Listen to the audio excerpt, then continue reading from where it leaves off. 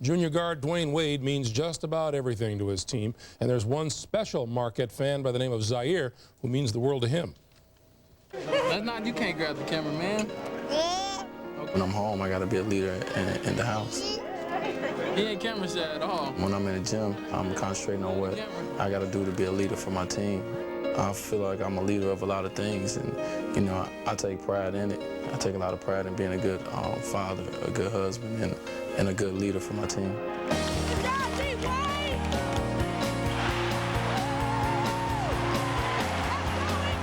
We went to the same grade school, and you know, we was just friends. Once he got taller, I looked at him not just as a friend anymore. I knew then he was a great guy. It's crazy that when you grow up, you didn't think that was a person you was gonna be with, you know, but it was meant to happen. It was just that instant bond. All my life I've been searching for something, nothing satisfies, but I'm getting closer to the prize at the end of the road. It's been a lot of fun watching him grow all 3 years here. He came in a young man that had a lot of talent that none of us understood exactly how talented he was, probably most importantly him. He's got a great ability to show empathy for others. He wants his teammates to be successful. He can score, he can rebound, he can defend, he can pass, he's got leadership. But first and foremost, his unselfishness as a person, as a player, sets him apart. I love it. I love the game. I love to watch him play. We get our matching jerseys on, me and the baby. We have like the Marquette jerseys with Dwayne's number on it, and my son's got the snap pants that they wear in warm-ups. And right now he doesn't know what's going on, but someday he'll be really proud of him, I know. My wife and my son be at the games cheering, and everybody's excited, but I get a lot of motivation knowing that when he grows up, he's gonna know, you know, or see the things that I did, and so I'm trying to do everything right. I read in a book once that marriage was 99% perspiration and 1% inspiration, and it's probably the realest thing I've ever heard, but it's worth it. I have my best friend, and we'll be together forever, so that's wonderful. If Dwayne was half that nice to the opposition would be a lot better off. What about this game? Well, this is a very evenly matched game, Greg. When you look at it, Dwayne Wade is a stat sheet stuffer. He does everything, but Ricky Paulding is the same for Missouri. This one is too hard to call. All right, Clark, another one that may be too hard to call. We're creeping up on tip time out in Spokane, Washington. The UCONN Huskies are getting set to take on the Cardinal of Stanford. Stand by. It's coming up not too long from now here on CBS. We'll be back right after this. It's exclusive coverage of the Men's Basketball Championship is sponsored by Chevy Trucks, Sprite, Michelin, and by Intel Centrino Mobile Technology. We are coming up on tip time right around the corner in Spokane, Washington. Second round action. University of Connecticut Huskies, the number 5 seed in the South against 4th seed Stanford. We will send everyone to that game, and those of you who are looking ahead to the second game in Indianapolis, Missouri and Marquette, we will get you to the tip of your game at 3:32 Eastern Time. Meanwhile, everyone off to Spokane, and it comes your way after this message and a word from your local station.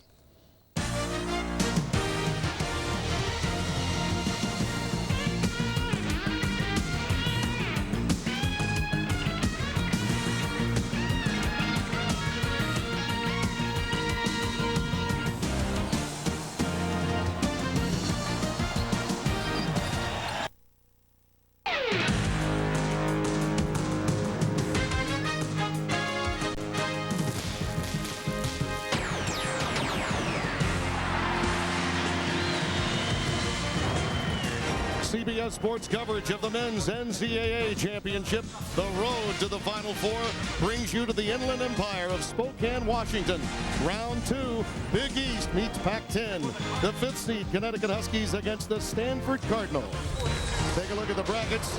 These two teams advanced, beating BYU and San Diego. And remember, the Alamo is what they want to be chanting come tonight. They'll go to San Diego, the winner. Hello, everyone. Tim Brando, Bob Wenzel by my side. And you know, there are 31 teams remaining in this tournament, Bob. And of those teams, I don't know if any of them have an impact player quite like Emeka Okafor. Certainly not at the defensive end. Okafor, the nation's leading shot blocker. The reason he is so good at it, obviously long and he can jump. He waits for the offense offensive man to leave the floor before he goes up. But he's not only good on defense, he is very strong offensively, averaging 15.5 points a game. And on the other side, Josh Childress, 6'8". Josh gives, and his teammates love that about him. Also, when he receives, he takes care of business. He can shoot the ball from the perimeter at 6'8", long-armed. He is also the second leading rebounder in the Pac-10. He plays for one of the most influential coaches in the game, Mike Montgomery. In 1998, he went dancing in San Antonio to the Final Four that year and took Kentucky into overtime in the semifinal round. And here are the matchups for today's game. And Ben Gordon, Matt Loddick is one you're going to keep a watchful eye on. Ben Gordon, almost 20 a game. He's important. Matt Loddick hit a 3 with 49 seconds to go to save Stanford against San Diego on Thursday. And the venerable Jim Calhoun claimed the brass ring in 1999, beating Duke and Tampa. And with more on what has been a difficult year off of the floor for Coach Calhoun is the third member of our broadcast team, Leslie Maxey. Tim, it was a difficult year indeed. On February 6th, Coach Calhoun had prostate cancer surgery, and he had a checkup before he came to Spokane and was cancer-free. He came back 2 weeks after the surgery, and apparently his actual comeback date was this coming Monday. His wife said she was tired of him yelling at the team at the TV screen, so she sent him back to work early. One tough cookie. Back to you, Tim. All right, he certainly is, Leslie. Jim Calhoun, I think's inner circle has grown, too, since we knew he was an enjoyable fellow to be around. Now he's letting other people know. Well, I think when you go through what he's been through, it changes your perspective some. The officials, Ted Valentine, Tom O'Neill, and Eddie Jackson. We're underway. Stanford is a team traditionally that is a power inside team, but this year not as powerful as they have been. They want to take care of the basketball, but they will shoot from three-point shot.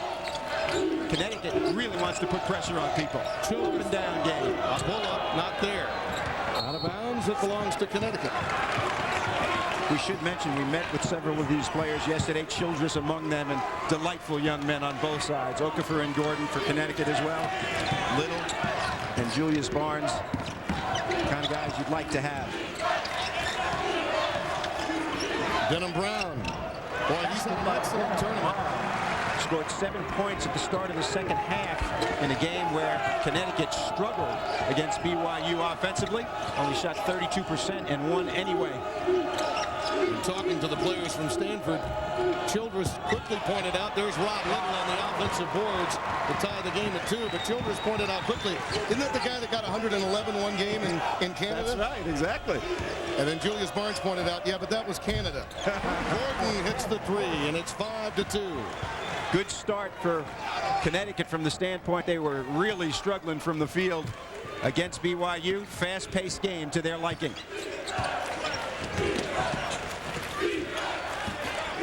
There's the dump down to Little. Jump hook on the baseline with a little touch. Well, Rob said that he was not going to be intimidated by the shot blocking of Okafor. Little is a wide body. Emeka, not this time.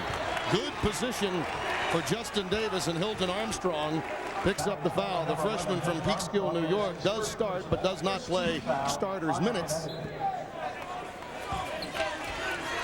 Well, Mike Montgomery, Pac-10 success for many, many years at Stanford.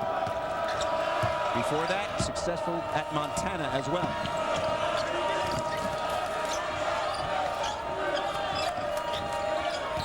Davis, little ball fake, gets Armstrong in the air. And Hilton picks up his second. Just that quickly, Marcus White prepares to check in. Well, Hilton Armstrong starts, and he's really a good passer, but not a physical kind of player yet. 6'10", not very wide, and Stanford does have physical inside players. Justin Davis.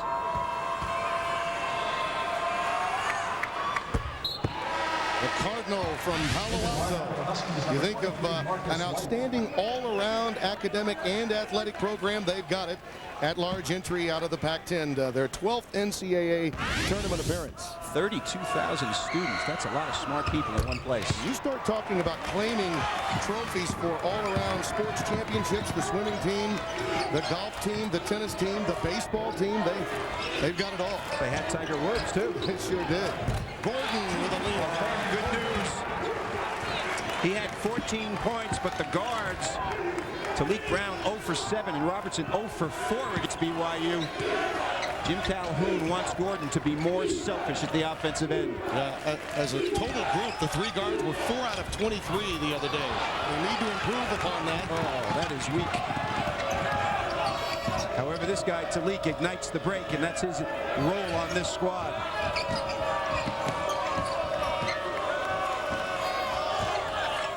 Both teams preferring man-to-man.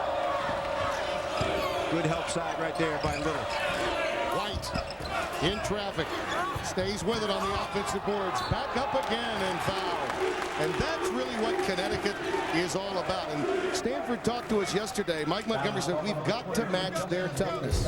Marcus White has more rebounds than he does points this year. He just threw that one off the board so he could go get it, pad his stats a little bit.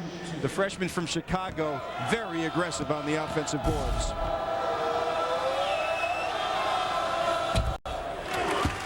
Also not bad from the free throw line where White almost 70% from the field. And a reminder for those of you expecting the tip of Missouri at Marquette, we'll get you there. White converting at the free throw line, and it's a 9-6 Connecticut lead.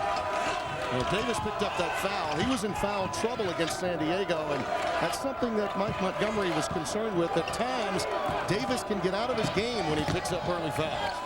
Childers on the wing. Mr. Versatility for Stanford.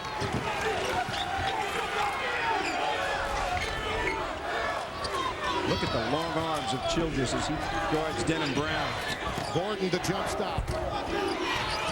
Rebound pulled down by Loddick. 4 white shirts blocking out fundamental basketball on the part of the Cardinal.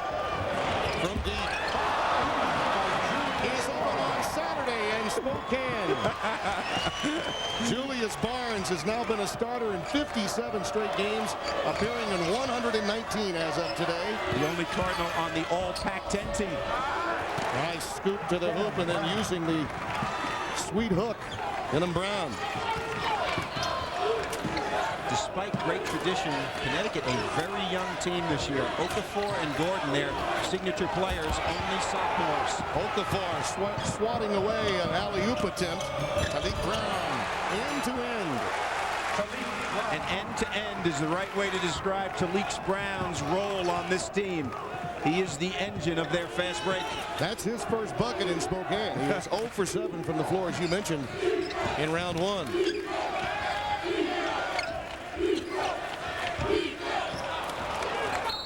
Out of bounds. Off of Davis. The Huskies will have it when we return. Sometimes the iron is kind, and at other times, a quality dent in the backboard. Greg Gumbel in New York, about 15.5 to play in the first half. UConn with a 1-point lead on Stanford. We'll keep you updated on that, but you folks are expected in Indianapolis for Game 2 of the day in the RCA Dome. Missouri and Marquette. Let's take you there live. Gus Johnson and Len Elmore.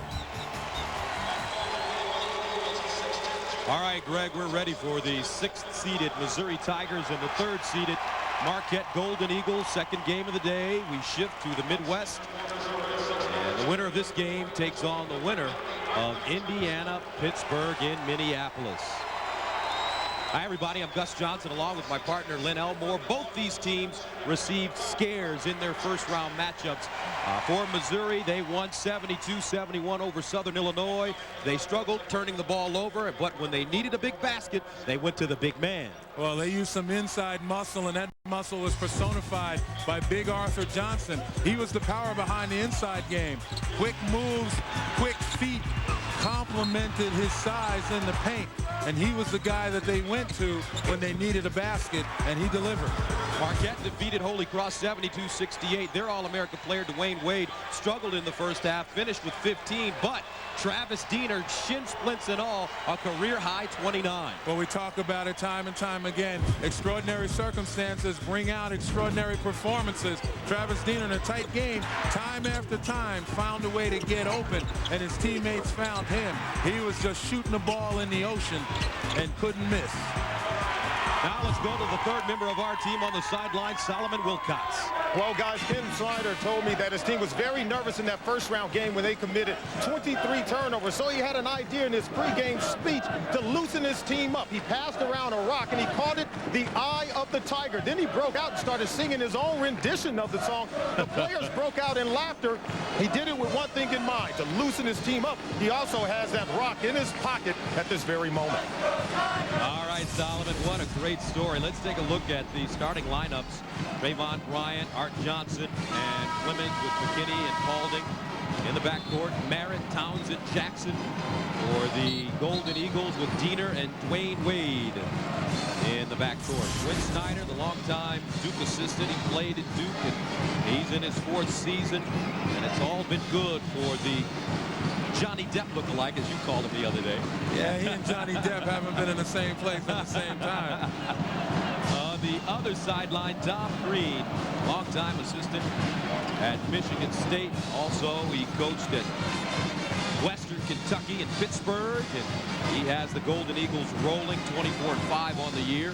Bob Donato, John Hughes, Tom Lopes are your officials. Mizzou taking on Marquette. What should we pay attention to early on in this game? Well, obviously the matchup is going to be down low. 6'10" senior from Marquette, Robert Jackson, only 4 points and 5 rebounds. On Thursday, he's going to look to get a strong start, and he's going to be matched up against Arthur Johnson, he and Scott Merritt, and also against Trayvon Bryant. Big and burly inside. Missouri presents a major challenge for Marquette in the paint. Here's Ricky Paulding, takes his first shot and hits. Different story at the beginning of this game as opposed to on Thursday when Paulding went 1 for 6 from the field in the first half. He finished with 19, came on strong in the second half. And I asked him before the game, did he have some problems with his eyesight adjusting here in the dome as Merritt puts it up and it's rebounded by Johnson. He said, no, Gus, I didn't have problems. I was nervous. Well, you can always tell the nervousness. You start shooting air balls, shoot a couple of them. I still believe, though, it's difficult for some guys, particularly from the corner, and that's what characterized the misses. They were all from the corner, and he missed badly. But he made the adjustment, started hitting when he adjusted, and went in front of the rim. Arthur Johnson forcing up the shot. Robert Jackson with the rebound. Now Diener in transition, takes a 3.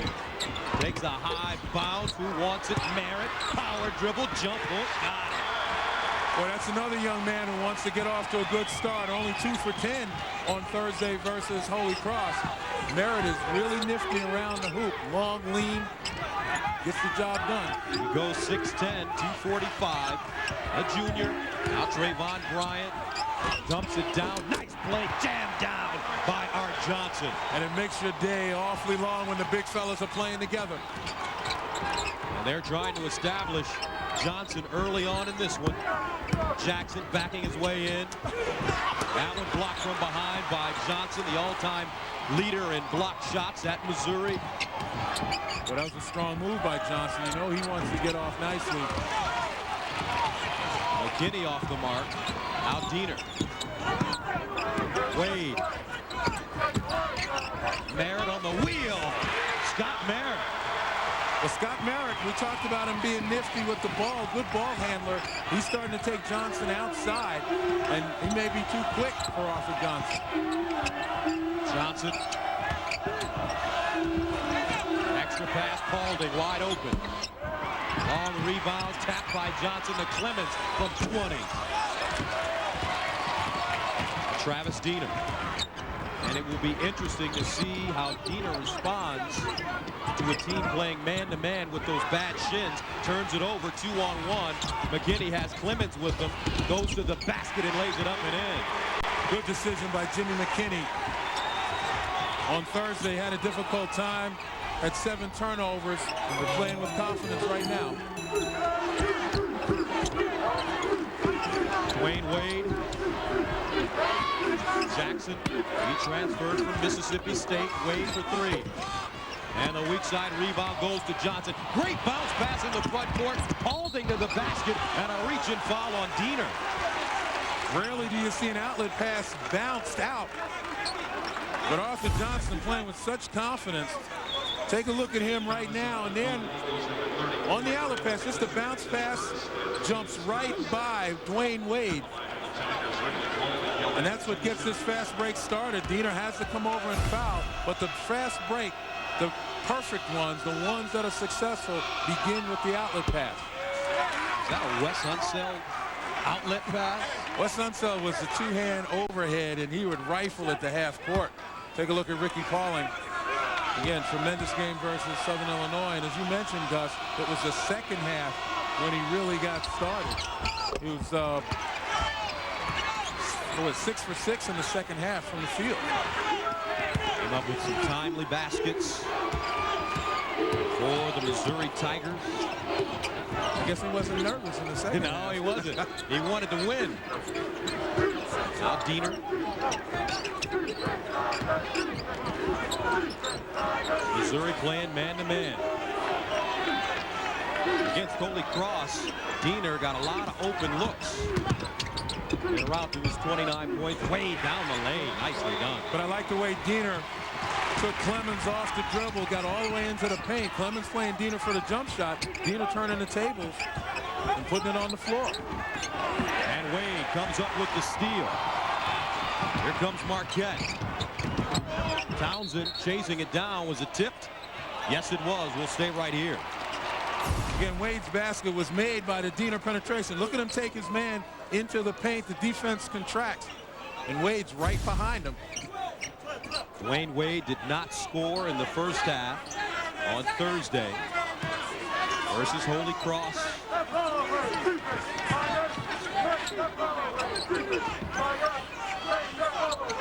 Now Diener creating space. Merritt. Diener fires and hits. Travis Diener. 15:45 to go in the first half. Marquette by a point. Avon Bryant facing up. A left-handed jump shot off the mark. I'd like to see Bryant put that ball on the floor, get a little closer to the basket. Inside. No good for Jackson. Got the tip, and it counts. And that's got to make Robert Jackson feel a lot better about his offensive game. Again, difficulty last game. This game, going to the basket with a vengeance. Clemens for three. Wow, that's not a good shot.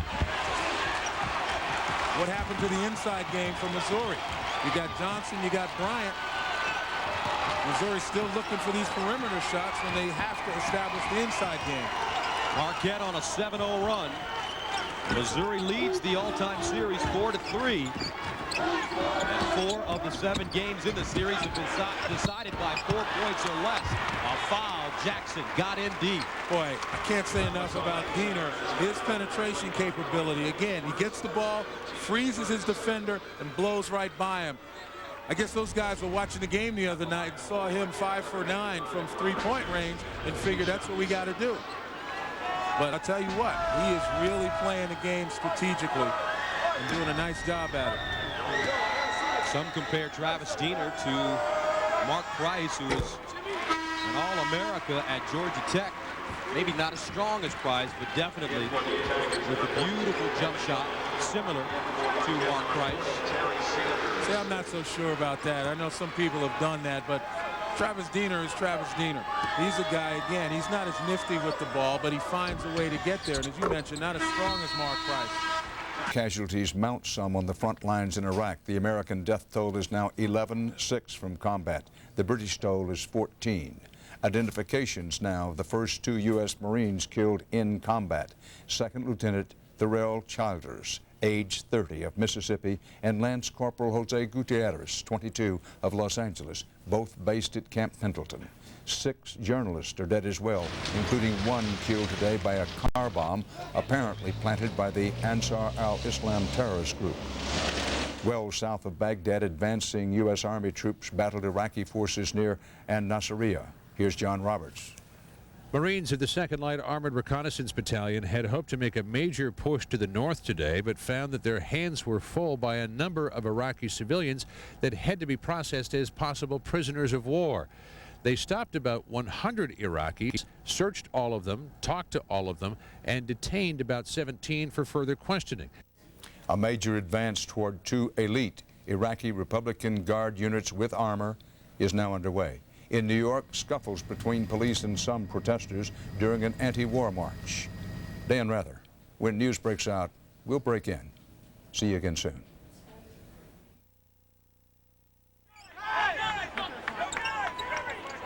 .14:29 to go in the first half. Marquette leads 13-8.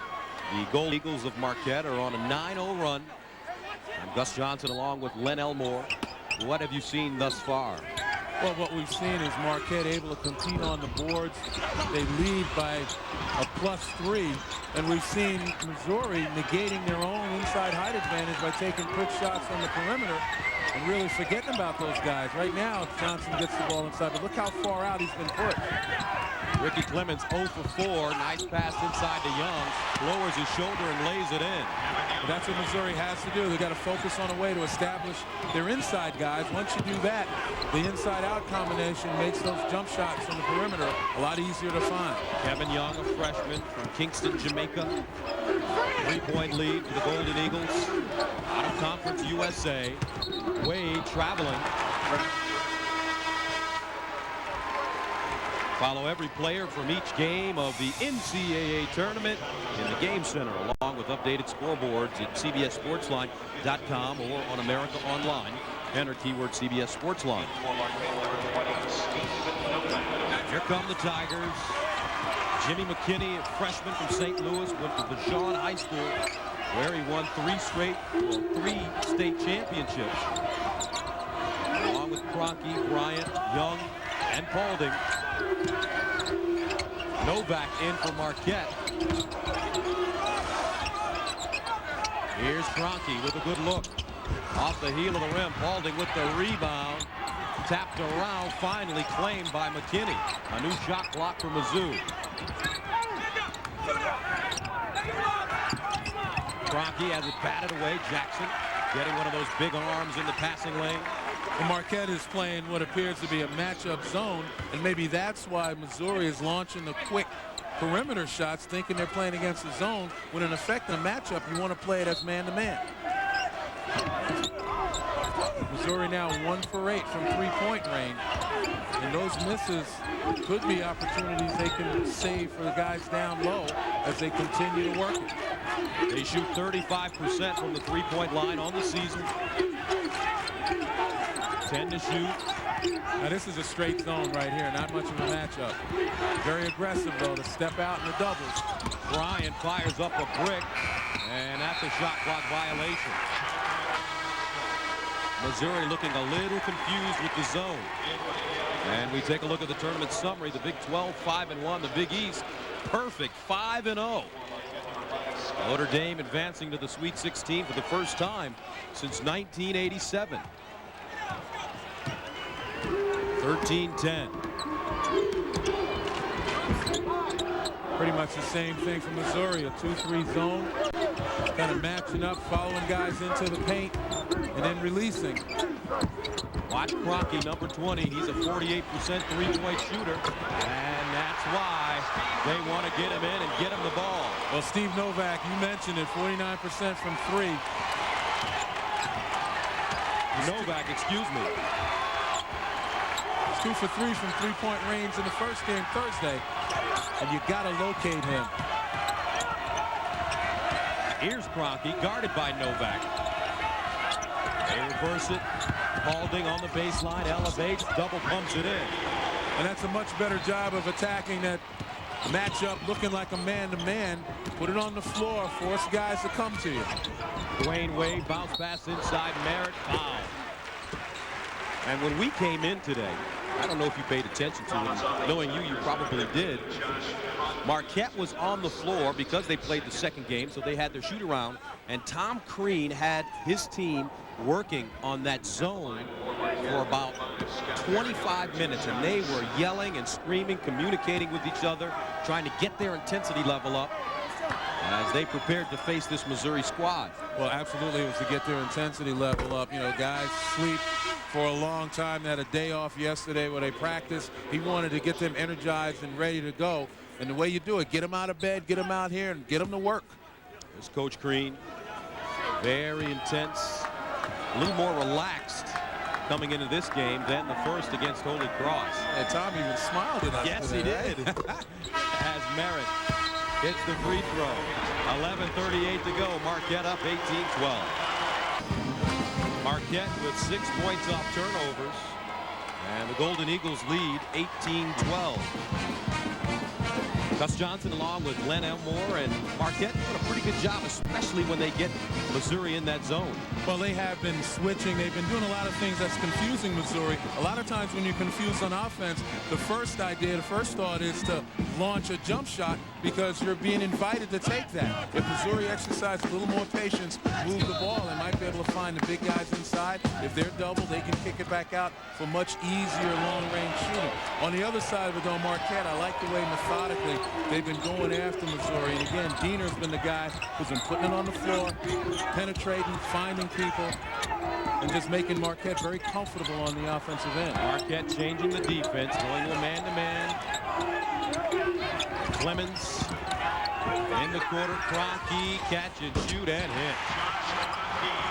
Well, they lost Kroenke. Kroenke hid in the corner, and nobody got even close to him, and that's what I mean by patience. Excellent possession right there by Missouri because of that patience. Merritt the other way, and it's taken away by Missouri. Diener almost coming up with the steal, but Josh Kroenke scored his first career point in the NCAA tournament on Thursday with a three-pointer with 6:39 left in the first half. And his teammates give him that congratulations. He's one of those guys that's a minutes eater. I mean, he's not going to go out there and dominate a game, but he'll play good defense. He might hit a shot or two for you, but he allows Quinn Snyder to rest guys like Paulding or Clemens or McKinney for a period of time and then come back in. And you don't lose anything with him in the game. Here's Arthur Johnson. Great drop step on the baseline. Again, good patience by Missouri. They're starting to find it now. Diener the other way, lays it up and in with the offhand. Man, that's a scrapper right there. I'd play with that kid anytime. Travis Diener with 5 points, 2017. Now McKinney in the backcourt for Missouri. In the first game, they were reluctant to shoot. Clemens comes out stroking it, but he's 0 for 4 as Johnson throws it out of bounds, intended for Trayvon Bryant.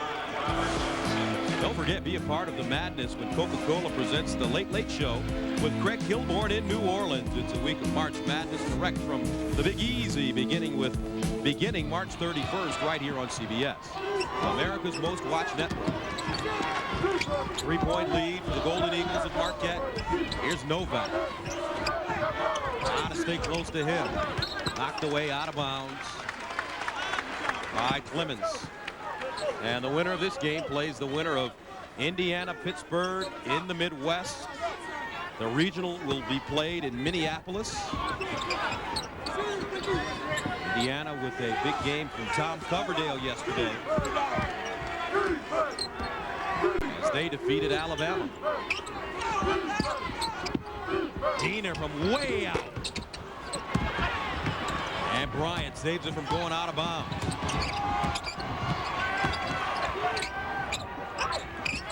Now Arthur Johnson calling for it, guarded by Merritt, faces him, pops, fires, off the heel of the rim. Novak with the rebound.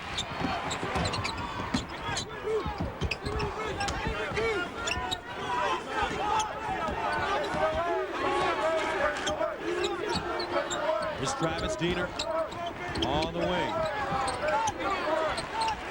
Jackson, he's bumped and fouled. Well, Scott Merritt's doing a terrific job against Arthur Johnson right here. Look at the lane here, and look how far off Johnson is from that lane. And this makes it more difficult. Johnson would love to get in that paint with both feet and make his presence felt. But Merritt doing a nice job of forcing him out farther, making that offense more difficult. But if you're Arthur Johnson and you're being forced out, how do you establish that position that you want? Well, you got to start lower. Maybe set a screen from somebody, reverse pivot, and get in that paint. But he keeps inching out, trying to receive because Merritt is denying him until he gets further off that lane, and then he's not as effective. Marquette by 3. Townsend. Inside, Jackson. rejected. Clemens on the break. Marquette gets back. Clemens baseline, wraps it around. Now Johnson. Triple team. Ricky Clemens for three. Count it. And that's the inside-out combination Missouri has to exploit. If Johnson can set up down low, he can take the double and triple, kick it back outside, and his shooters like to step in and make them. Inside, and a whistle, offensive foul. Boy, Robert Jackson very frustrated. He's been surrounded. He's been hounded by Missouri. Instead of taking the double teams as his counterpart Johnson has done and looked for people spotting up, he's just bulling his way to the basket. Marquette, Missouri tied at 20 apiece. Clemens along with McKinney in the backcourt. Young, Paulding, and Arthur Johnson in the front court. A steal by Wade. Watch out. Bang. Dwayne Wade. Well, that's not a surprise. Second in Conference USA in steals. Dwayne Wade, great anticipation. And a reach-in foul coming up on Todd Townsend. 7:37 to go in the first half. Marquette by 2. If you think you've seen shock and awe, you haven't. There's a lot more to it, and the men who designed it are on a CBS News special, America at War, tonight, following the game. 7:37 remaining in the first half. Marquette with a 2-point lead. Here's McKinney with Clemens in the backcourt. Arthur Johnson being forced out on the baseline. Now backs down on Merritt. The jump hook, and Merritt is called for the foul. Now Scott Merritt did everything correct, except that time bailed him out. You know, Arthur Johnson has had a little bit of success, but it's always when he's been in deep. There he gets some help from Trayvon Bryant, and then nice drop step that gets him into the paint. What Merritt's been able to do is push him out further so the drop step won't get Johnson into the paint. He's got to turn and face and try to put it on the floor and make something happen, which is not his strength. Arthur Johnson. First round, his numbers 24 and 11. Perfect from the free throw line there. And if he does have a weakness, it is his free throw shooting. During the regular season, he was a 55% free throw shooter. But he's coming off his 18th double-double of the season. Game tied at 22. Wade dumps it down low. Jackson, very nice job of creating space. Very patient, too, by Robert Jackson. Didn't try to bull his way. Pump fake, head fake, got the defenders off their feet. Now Johnson on the baseline, puts it up and in. Now there he is again, drop stepping into the paint. That time Merritt couldn't get him further off that lane. 8 points, 5 rebounds for Johnson. And Bradley strokes a 3. Teron Bradley makes it a 27-24 game. Clemens trying to answer, and he's been way off. Ricky Clemens 0 for 5 from the field. Townsend too strong. Paulding with the rebound. Here comes Paulding. In and out dribble to the basket. Holy mackerel. Just couldn't lay it down. And you see Jackson right there protecting the ball. Now Paulding actually missed the guy wide open down the floor because he was weaving and didn't have his head up. Jackson guided that one, and Arthur Johnson rips it down with one hand. He shed Dwayne Wade like he was some lint on his jacket.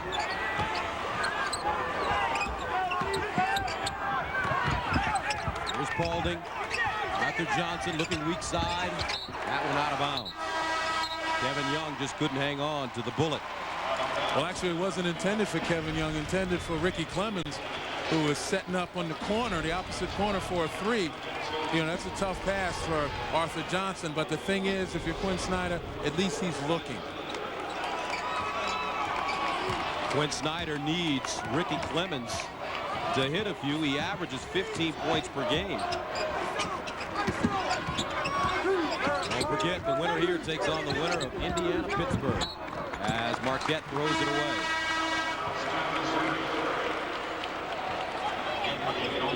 Fourth turnover for the Golden Eagles. Tom Crean not pleased with that one. Well, I think Tom Crean also recognized that Scott Merritt is outweighed by Johnson, been doing a lot of pushing. He figures he's tired now. He gets Terry Sanders back in. And Sanders is the one now charged with forcing Bryant further out. A whistle and foul inside. Looks like it will be over the back. Jeffrey Ferguson, a sophomore from Toronto, with the rebound at great position. And Tom Crean trying to give some instruction. Right, he's demonstrating how to block out. Got to make contact, got to get low, got to get into those thighs. Paulding in the corner, way off the mark. See, I don't care. That's not nervousness right now. Ricky Paulding's too good a shooter to miss that badly. Diener, he's a great shooter. Has it taken away. McKinney on the break. And knocked out of bounds by a trailing Saunders. We take a look there. Ricky Paulding and Ricky Clemens in particular. Ricky Clemens having a horrible shooting night. A lot of it is because he's forcing it, not allowing the game to come to him. It's as though when he touches it, he feels he's got to shoot it.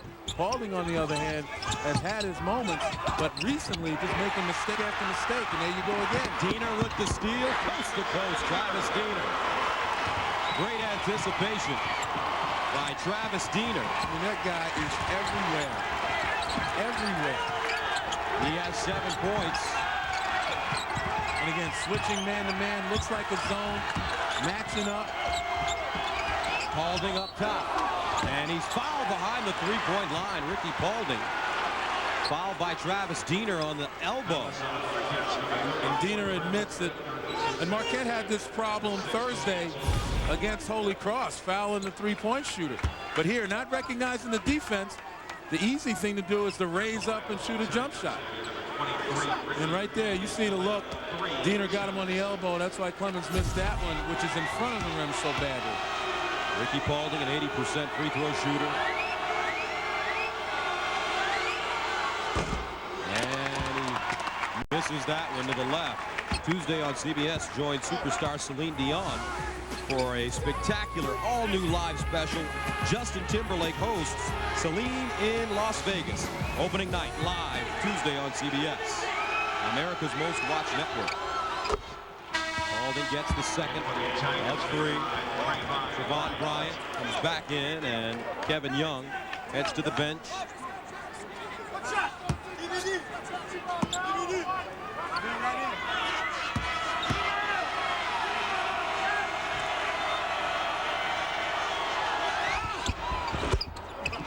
Third free throw is good. And Paulding is the first player in the game to get to double figures. He has 11. 3-point lead for Marquette. Sanders faces. Diener hits the deck. Sanders, 16-footer. Got it. Well, again, Terry Sanders, we mentioned before, his substitution for Scott Merritt was primarily for defensive purposes, but he's getting himself involved right now.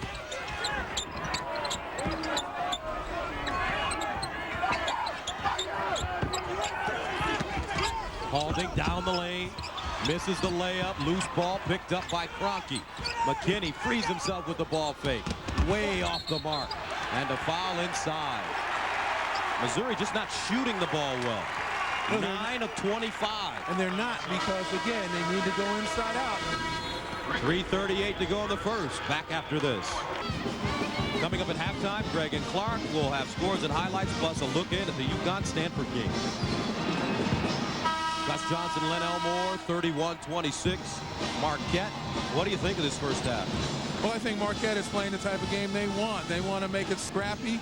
Travis Diener's all over the place, and now they're starting to establish a little inside game with Robert Jackson. Robert from Milwaukee, transferred from Mississippi State.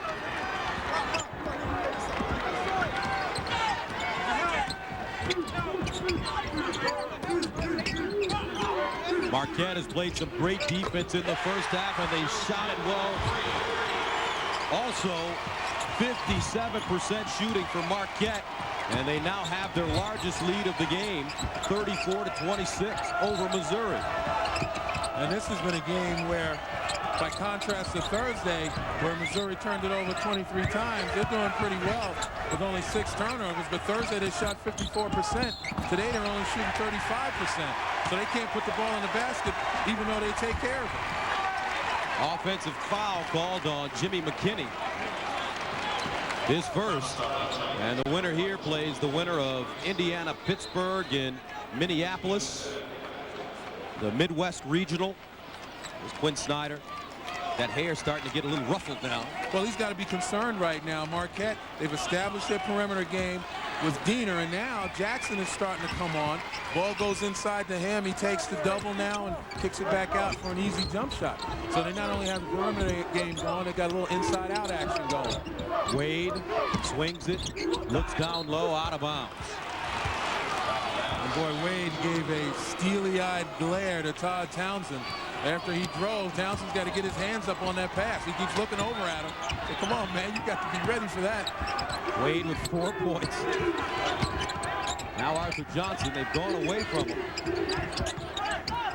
Johnson pivots, fires off the mark.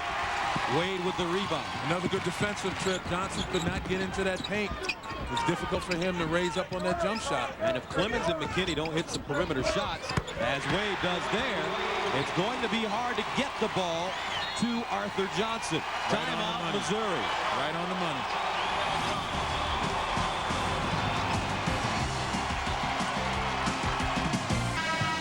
Marquette with its largest lead, 10 points. And the Golden Eagles out of Conference USA. They won the regular season title.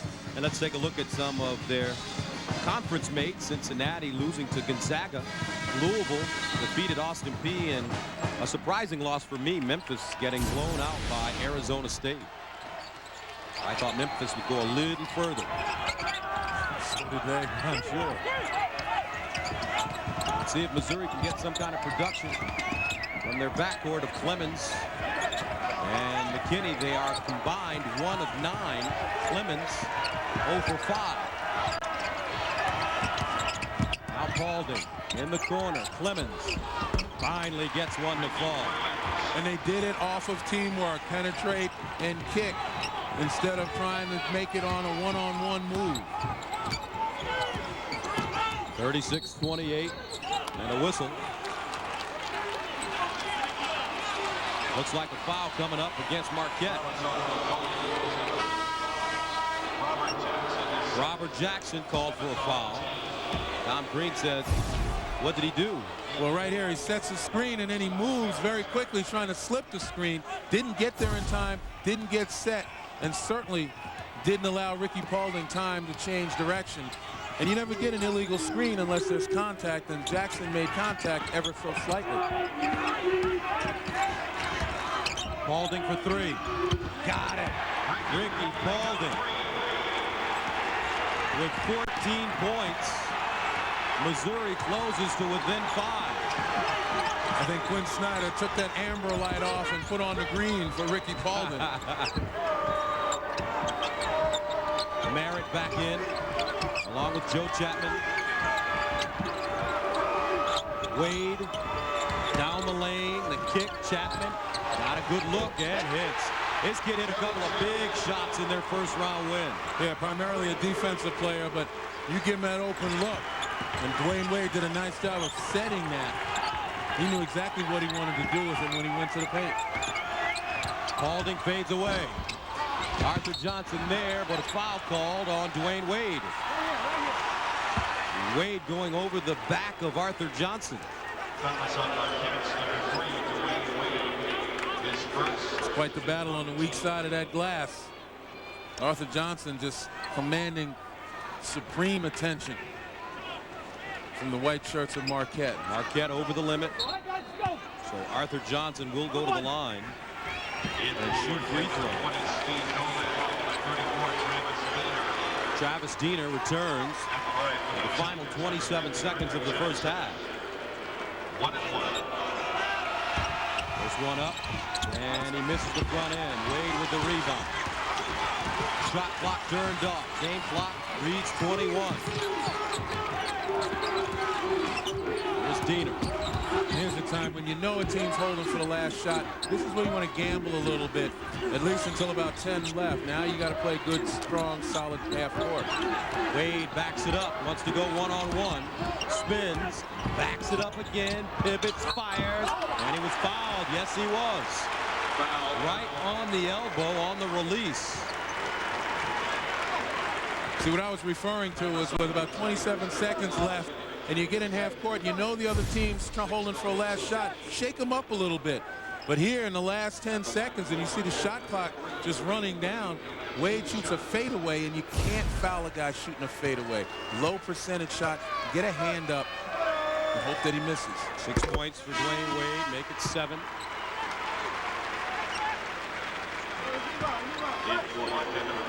Wade scoreless in the first half of their first round game versus Holy Cross.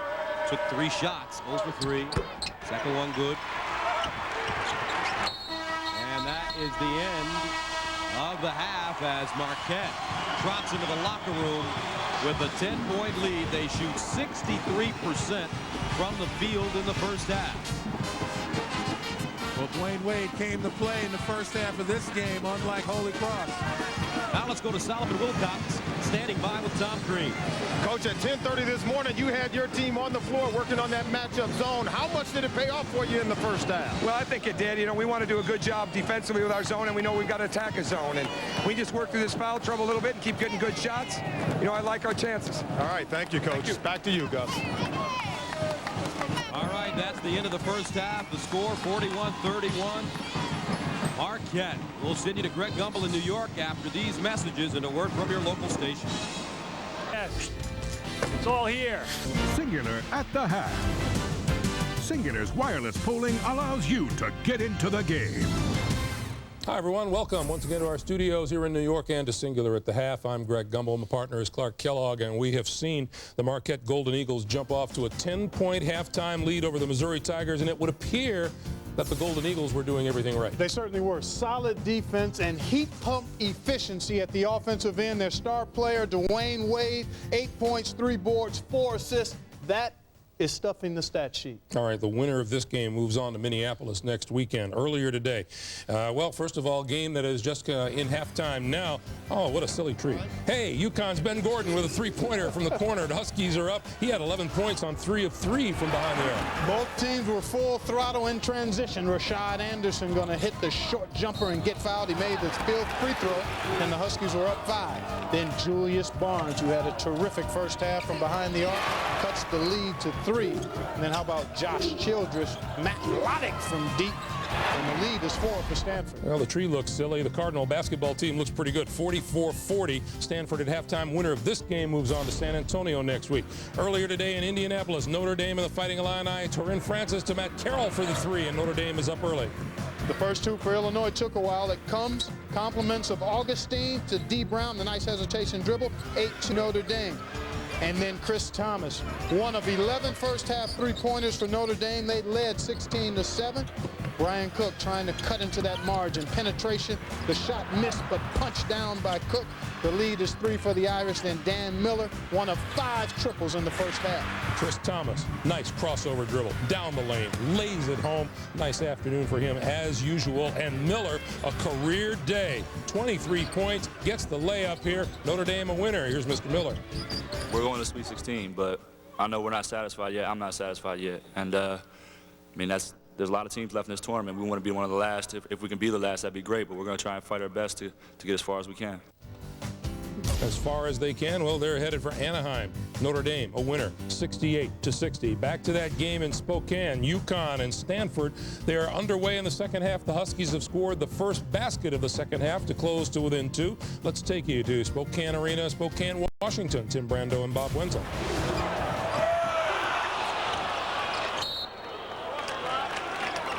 Second half just underway with Stanford leading by 2. They were up 4 at the break.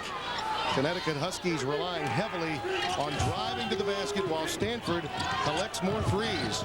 Childress drives inside to Davis, and he does draw the contact and the foul. Both Davis and Little on the inside for Stanford have done a very good job of shielding the ball away from Emeka Okafor. He has 0 block shots in this game, and certainly a big part of their defensive efforts are his intimidation on the inside. He had 7 blocks against BYU on Thursday. But Davis and Little not intimidated at all. Yeah, Emeka Okafor actually said that he cried when his father made him play basketball. His father, Pius, who of course very active in the Nigerian army during civil unrest in that particular country. He's making his opponents cry now that he is playing basketball. Yeah, father, a son, a ball, and a dream. You got that right. Coming true for the Okafor family. This is where Connecticut struggles a little bit. Stanford has done a good job defensively in the half-court 5-on-5. Okafor. Nice defensive work by Rob Little, but he stays with it. White the follow. Connecticut quicker to the ball, and Okafor finally gets it done. Great action on the offensive board. Okafor got the basket, but Marcus White kept it alive.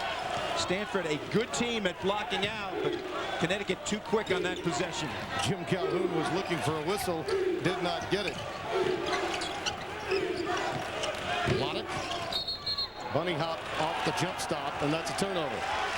Well, he had a good jump stop, but he slid afterwards. You want action on the offensive boards? Take a look at this. 4 white jerseys around, and Marcus White keeps it alive. Okafor, the beneficiary of that work. Connecticut happy about that sequence of events. Well, were it not for his problem with block shots today, he'd have a triple-double, already close to that. 10 points, 9 rebounds, but Emeka unable to swat one away as of yet. Malik Brown, a 360 move. White the follow. Childress pulls it down. First rebound for Josh Childress. Lonick the floor. Great coordinated effort between the 2 guards. Lonick and Barnes.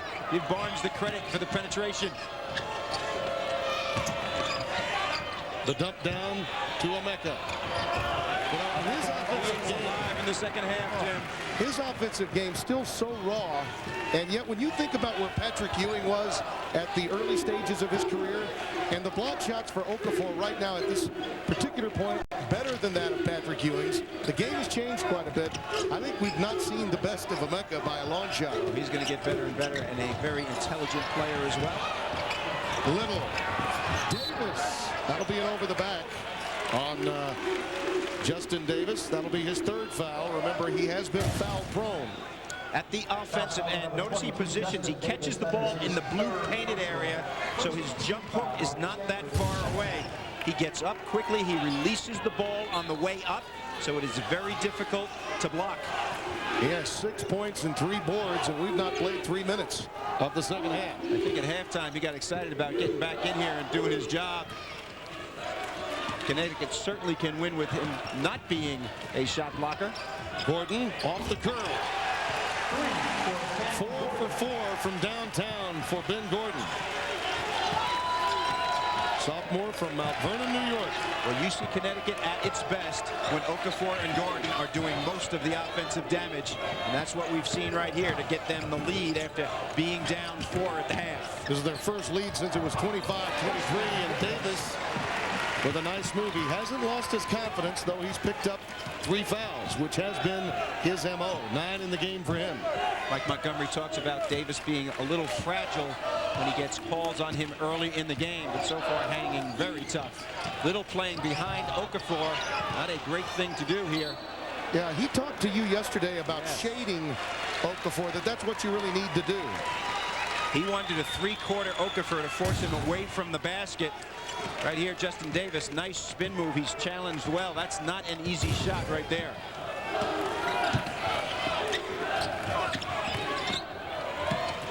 Four minutes gone here in the second half. A highly competitive second-round game. Connecticut, the 5 seed. Stanford, the 4. Childress knocks that one away. There's a timeout on the floor. It's end-to-end here in Spokane. Connecticut has tied it up. Our tournament summary. The East Coast and the West Coast doing very well. Notre Dame in the middle of the country advancing. State of Oklahoma 3-0, and Maryland 11-1 in their last 12 games. Yeah, but you know, we went a little deeper. You did? Yeah, 2 Bearcats have been ejected. That would be Huggins and his radio analyst. The Hawk and the Duck. And the Seahawks have gone as well. And, you know, when you stop and think about it, it's not easy. The Stanford Tree has managed to stay involved in the tournament. When the mascots are being ejected, you have intensity. That was really fun seeing Jim Nance and Billy Backer detail the story of the quack attack. Oregon and Utah. Yeah, amazing. Loddick giving it up to Barnes. This is a career night for Barnes. Against Arizona, Timmy, he made 2 free throws with 8 seconds to go to seal that victory. But this game, he is unconscious. 19 in the game for him. Davis lost it. UConn really hustling on the offensive boards. Okafor gets the shooter's touch. That is a tough shot. He was bodied well. Ended up shooting a fadeaway. Give Denham Brown credit for keeping the ball alive. Denham Brown and Marcus White, 2 freshman forwards. Biggest game of their careers. 14 in the game for Emeka. Davis. Justin Davis with 11 today. Experience. A game worth keeping track of as we head down the stretch. Stanford leading it by 3. Neither of these teams strangers to the Sweet 16 level. There's what comes your way later on here on CBS. Top seed Oklahoma against Cal. Number 5 Wisconsin against Tulsa in the Midwest. Number 1 Arizona out west against Gonzaga. And later on this evening, number 2 Kansas meets Arizona State. Number 3 Duke against Central Michigan. We thank you for joining us on Singular at the half. We'll send you back to Indianapolis for the second half of Missouri and Marquette after this. CBS Sports presents Singular at the Hat. Singular's wireless polling allows you to get into the game. Championship is sponsored by Anger Management, the United States Army, HP, and by the Mazda 6.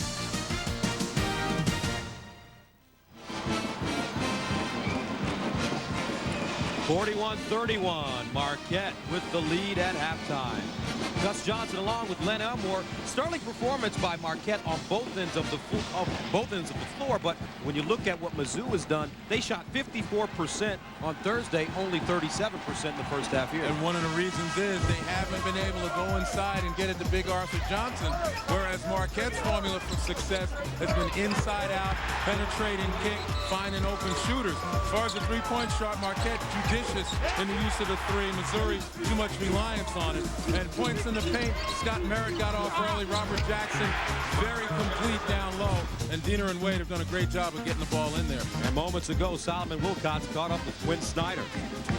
The matchup zone by Marquette caused some problems in your half-court sets. What adjustments did you make at halftime? Well, we stood a little bit. They've done a good job of playing on top of AJ and playing behind him, and we've got to figure out a way to throw the ball to the post from on top of the floor and get a little more movement. Quinn, thanks for stopping by. Okay. All right, let's take a look at one interesting statistic. Ricky Paulding having a really good first half, but Ricky Clemens, Jimmy McKinney are combined 2 for 10. Well, the reason is, again, they've got to continue to play inside out. Ricky Paulding capable of creating for himself off the bounce. Clemens and McKinney, though, need some help. And a steal. Trayvon Bryant stepping in the passing lane. Now McKinney. Clemens takes the shot. Paulding with the rebound and jam. Holy mackerel. Ricky Paulding caught it and flushed it. And that has flustered the Golden Eagles. They throw it away. They're still remembering the highlight of this one. Again, reverberation. Ricky Paulding, no block out. Clear with the slam, the tip dunk. Now a trap by the Golden Eagles, and McKinney travels in the backcourt. And Jimmy McKinney getting very upset with his teammates not being in position where he can pass to him, but as a young point guard, he's going to have to learn. Don't let him see you sweat. McKinney and Clemens. arguing a little bit on the floor. It's their responsibility to bring it up the court, and a foul called. Offensive foul against Wade. I tell you, that's the second play Trayvon Bryant has made. He made a steal on the last Marquette possession, and now, again, he does a nice job of running into that screen, that moving screen. Wade picks up his second foul. You know, Bryant does a lot of little things that go unnoticed, but he certainly helps his team's cause, and what they need are more possessions. Fans wanted to travel. Well, McKinney inside. Arthur Johnson spins to the basket. No, snatched down by Dwayne Wade. Here come the Golden Eagles. If Arthur Johnson could have used his left, he'd have been successful. Nice look. Jackson has it rejected by Paulding, but he's fouled.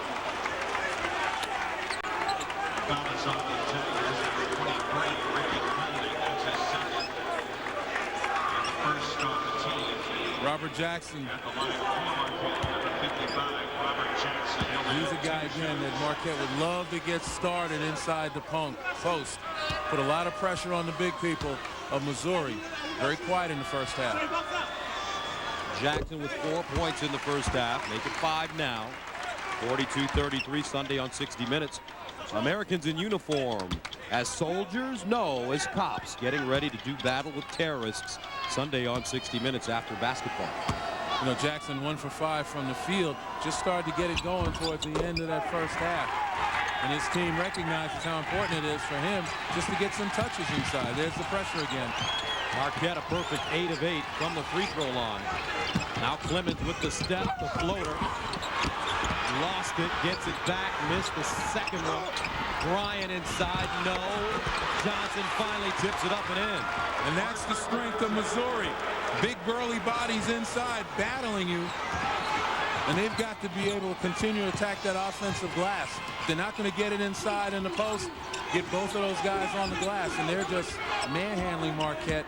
Haven't been able to put it down as often as they'd like, though. Wade forces one up. Johnson with the rebound. Here come the Tigers. Paulding to the basket. Again, out of control. If you use the left hand, you make that one. Wade the other way. He uses the right hand and banks it home. Marquette goes up by 10. And Wade has 10. For all the young people at home, 2 examples. Arthur Bryant's drive to the basket on the left side. Ricky Paulding's drive. If you use your left hand, you're going to make those. Clemens to the basket. Use the left hand, just off the mark. Went right by Diener. Now Diener lost it. Out of bounds. We'll stay right here. The combination of Travis Diener and Dwayne Wade on that fast break situation. The best part about that was Diener looked up the floor. Todd Townsend inbounding it. Dwayne Wade, pump fake, dribble drive, wraps it around, knocked out of bounds. You know, talk about Diener looking up the floor. There's always a tendency when you have the ball to dribble with your head down. You look up the floor, you're going to find cutters. Inside Jackson. Strong. Dumps it. Wade. He's fouled. And the winner of this game will advance to Minneapolis to play the winner of Indiana-Pittsburgh. That should be a good one. Mike Davis's Hoosiers coming back to defeat Alabama yesterday. And look at the free throw shootings. First one good for Wade this week. Catch the Emmy Award-winning Late Show with Dave Letterman. The biggest stars, the biggest laughs, and the biggest events are all on Dave. The Late Show with David Letterman right here on CBS, America's most watched network. Wade doing it all for Marquette. 12 points, 4 rebounds, 4 assists. 47-35. Paulding in the corner. Got it. Ricky Paulding trying to keep Missouri in this game. Paulding with 19 points. He has 4 threes on 7 attempts. Now Diener. Merritt down the lane on the hop. Wheels and hits. Scott Merritt. And that demonstrates Merritt's versatility, ability to get out on the floor, take Arthur Johnson out where he's not accustomed to guarding and put it down. Paulding again. And he drains it from downtown. 5 threes for Ricky Paulding. 8-point lead for Marquette. Paulding, 5 of 8. The rest of the team 1 for 10. Wade, the step back jump shot. And it goes out of bounds.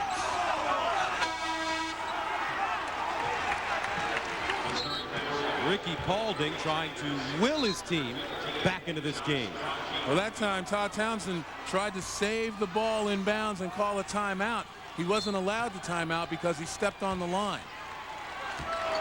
Here comes McKinney. Taxis into the front court. Johnson, Kroenke, Paulding, Bryant.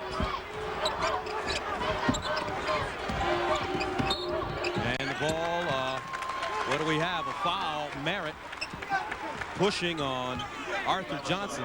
Well, that's how he's been getting them off the lane. Keeps pushing them and pushing them out. That time called for it. But it's a pretty good strategy. Second foul on Scott Merritt. Mayvon Bryant, left hand jump shot on the baseline, short. Diener with the rebound. Diener down the lane. Looked like he traveled. Wade, no. Jackson, no. Johnson with the rebound. He's fouled. Ricky Paulding has been the catalyst for Missouri in the second half. Well, Ricky Paulding is the one guy who's got the athleticism to compete on the boards and create on the perimeter. He's the guy, as I mentioned before, that's got the capability of beating people off the dribble. And that's a valuable thing for Missouri because their other guards are just standstill jump shooters. Jimmy McKinney, not really an offensive player per se. And another foul. Missouri starting to attack this Marquette defense. 15:53 to go. Golden Eagles up by 8. Craig Gumbel in New York. Marquette leading Missouri 49-41. We'll get you back to that game in a moment. But first of all, we want to give you a look and a listen to what's happening in Spokane. 9:05 to play. UCONN leading. And we'll take you there now and join Tim Brando and Bob Wenzel. Connecticut with their largest lead of the day of 7, but Emeka Okafor with a 3rd foul sitting. Lodick can't hit that one. Last touch by Davis, and his Huskies have it back. I'm sorry, Tim. His absence, of course, affects them at both ends of the floor, both defensively because of his lack of intimidation there that they do not have when he's out of the game, and offensively he's been their main cog in the second half. Talik Brown needs some dribble penetration. Tony Robinson has added a lot. Denham Brown, a guy who can shoot from the perimeter. Talik Brown with a quick cut to the basket off the pass from Gordon. Numbers now for Stanford. Lodick to Davis.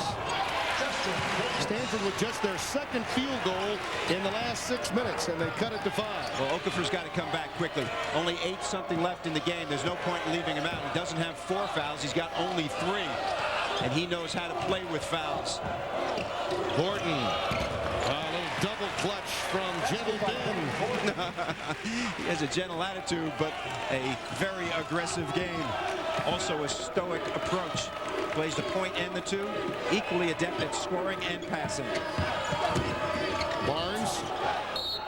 The physical nature of Connecticut's defense at times can be bothersome, particularly for a guard slight of size. That time you saw the girth a factor. UConn by 7. The winner of this game awaits the winner of the Texas-Purdue matchup in San Antonio next weekend. Let's get you back to the RCA Dome in Indianapolis. Marquette and Missouri. Gus Johnson and Len Elmore. 15:54 to go. Marquette with a 51-44 lead over Missouri. A 3 versus a 6.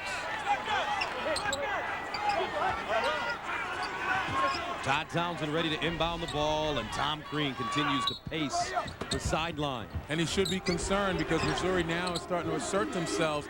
We talked about them asserting themselves on the offensive glass, but also on the offensive end, the athleticism, particularly by Ricky Paulding, is starting to have an effect, a positive effect from Missouri. Townsend off the back rim, rebounded by Johnson. And now the big fellas are coming and beginning to dominate both glasses. 10 rebounds for Arthur Johnson. Here's Bryant for 3. Way out of his range. And there's nobody on the board offensively for Missouri, which has been one of the successes in making this a ball game. I stand corrected. Trayvon Bryant has hit 18 threes on the year, 18 of 47. And a foul, Diener. So that doesn't make it a good shot. All right, well, thank you for helping me out there, partner. Bryant's so good around the basket, and he'll come out of the game now after taking that ill-advised three-pointer. Kevin Young comes in, as well as Ricky Clemens. And there's Coach Snyder having a conversation. Two of his young players. Ryan 0 for 5 from the field. Diener. Wade. No room for Novak to shoot that three-pointer today. Wade on the baseline and hits. Over Ricky Paulding. You said it before, Dwayne Wade has now put together 2 good halves, keeping his team out in front. Tigers almost threw it away. And a foul. Grimm guarding Arthur Johnson, pushing him. And that's his second.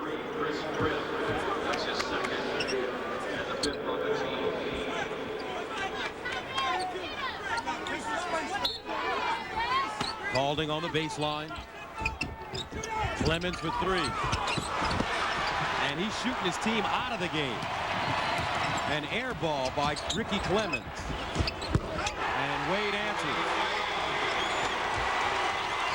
13:20 to go in the second half. 55-44, Marquette with the lead over Missouri. Well, this has been a game where Marquette had a 10-point lead at halftime, and it appeared as though Missouri was going to make a run. They were getting the ball inside, hitting the offensive glass, playing inside out, using their athleticism, and suddenly they stall because of ill-timed jump shots, particularly by Ricky Clemens. They forgot what it took them to cut into this lead, and Marquette capitalized on the other end. Ricky Paulding straight away. Got it! Ricky Paulding single-handedly has kept this Missouri team in the game. He has 25 points. And that's one of the things that's gotten him back. Ricky Paulding's athleticism, ability to create off the bounce. The winner here plays the winner of Indiana-Pittsburgh in Minneapolis. Wayne Wade with 14 points. Shake and bake on Paulding. Long rebound picked up by Arthur Johnson. Let's see if the Tigers wise up and get it to the man that has been leading them thus far. Paulding again. He's got that feeling. Ricky Paulding out of Detroit, Michigan.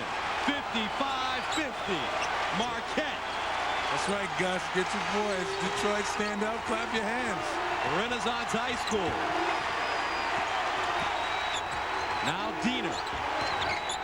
Wade can play a little bit too. Nice ball fake. Got his man in the air but can't get it to fall. Arthur Johnson with his 11th rebound. And that's the key thing. It's been 1 and out for Marquette because of Johnson's ability on the board. And now Paulding heating up.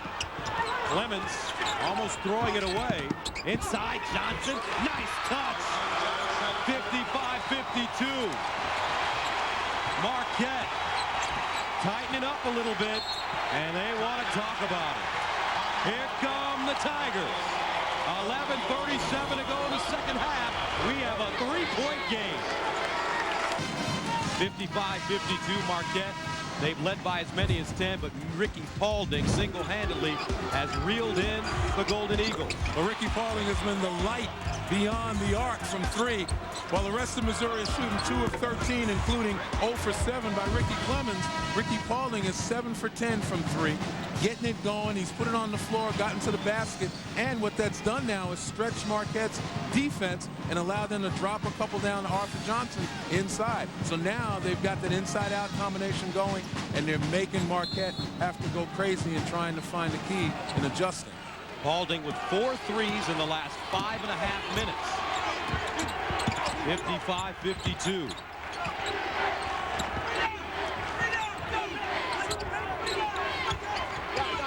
The last time Missouri led this game, it was 8-4 in the first half. So Marquette has done a good job holding on to the lead. Wade across the lane.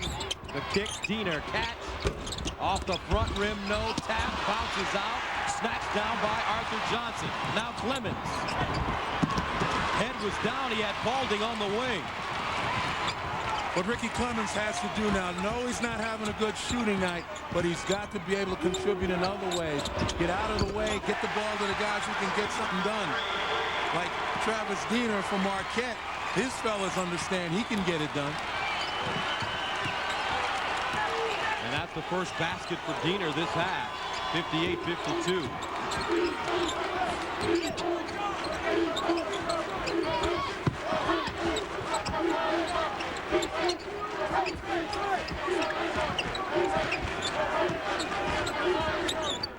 Here's Paulding on the wing to Johnson. Johnson backs up on Jackson. The up and under, no. Loose.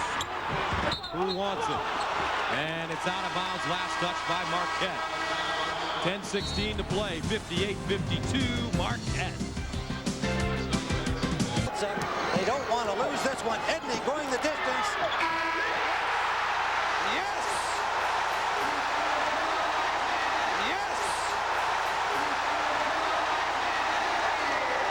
Ground troops are hauling up quickly now from the south, headed toward Baghdad. CBS News correspondent David Martin says Army and Marine forces are about to encounter two elite Republican Guard units for the first time. At the Defense Department, they're wary. The forces have moved with impressive speed thus far, as we outlined, and the product of that is where we are. That said, whenever you actually execute a plan, the enemy gets a vote. We've still got significant Iraqi forces in front of us. There were loud explosions in Baghdad about an hour ago, but no major air attack on the city as there was yesterday against Saddam's palaces and command and control centers. Iraqi TV shows rubble it says is from Tikrit, Saddam Hussein's hometown in northern Iraq. The report says Tikrit was hit in a U.S. missile strike during the past 24 hours. Al Jazeera Arab television has begun showing gruesome pictures of what Iraq says are victims of U.S. bombs. Stay with CBS News for the latest. When news breaks out, we'll break in. I'm Dan Rather. Officials timeout. Marquette by 6. With 9:29 to go, and Ricky Paulding has hurt his wrist. He was holding his wrist after receiving a blow to the wrist on their last possession down court. And boy, it couldn't have come at a worse time for Missouri, just when Ricky Paulding was heating up, really leading them back into this ball game. He's got 28 points. Clemens comes back into the game. Wade inside, wraps it around for Jackson. Diener. Jackson, no call. Diener straight away. Off the glass and in. How about that? It doesn't matter. He'll find a way to put it in. Again, good ball movement inside out. That's the formula. Marquette back up by 9. And let's take a look at what happened to Ricky Paulding. His left wrist, and he just basically shoved it into Robert Jackson. Robert Jackson, big wide body. He's usually going to win the majority of those collisions. Paulding a career high 28. Jackson has 4 fouls now. So somebody else has to step up. Here's Arthur Johnson, the baby hook inside. 63-56. That was one of the few times Johnson's be able to take Merritt and step him into the paint. Most of the time, Merritt's been able to push him off the lane and make it more difficult for him. Wade the turnaround, batted out to Diener. Got it, and the foul. Travis Diener. As Bill Raftery loves to say, onions. This kid is tough. Well, I'll say he's tough. Again, the ability to get it back outside and just set up for a straight jump shot in the right place at the right time. Another look, tap back outside, and the setup, and there's just a little bit of contact. McKinney has got to realize you cannot block the jump shooting shot. Bother him. 4th foul on McKinney. Diener has the free throw, and Marquette goes up by 10, matching their largest lead of the game. Kroenke the other way, off the glass, no. but he's fouled. Again, we talked about Kroenke, a guy who eats minutes, does good things when he's out there. Here's a look at the game summary. 54% shooting for Marquette. And the three-point shooting good for Missouri, 9 of 23. The Golden Eagles perfect from the free throw line, 10 of 10. Kroenke maintaining the aggressive posture Missouri's taking and going to the basket.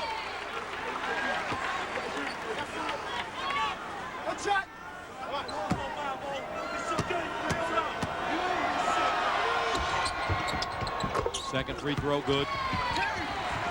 Missouri trying to make a comeback with their top player injured on the bench as Diener is tripped up in the backcourt by Clemens. Spalding back on the floor. They tape the wrist up, and he's been bothered by a tender wrist all season. He was out for about 1 minute and 7 seconds. Now Diener. Pull-up jump shot. Got it again. Travis Diener. I'll tell you what happened on the screen. It slowed down Ricky Clemens, who was trying to stick to Diener. Clemens turns his head, and Diener just finds the open spot. Trayvon Bryant. Kroenke. He hits. Josh Kroenke having the best game of his postseason life, 11 points.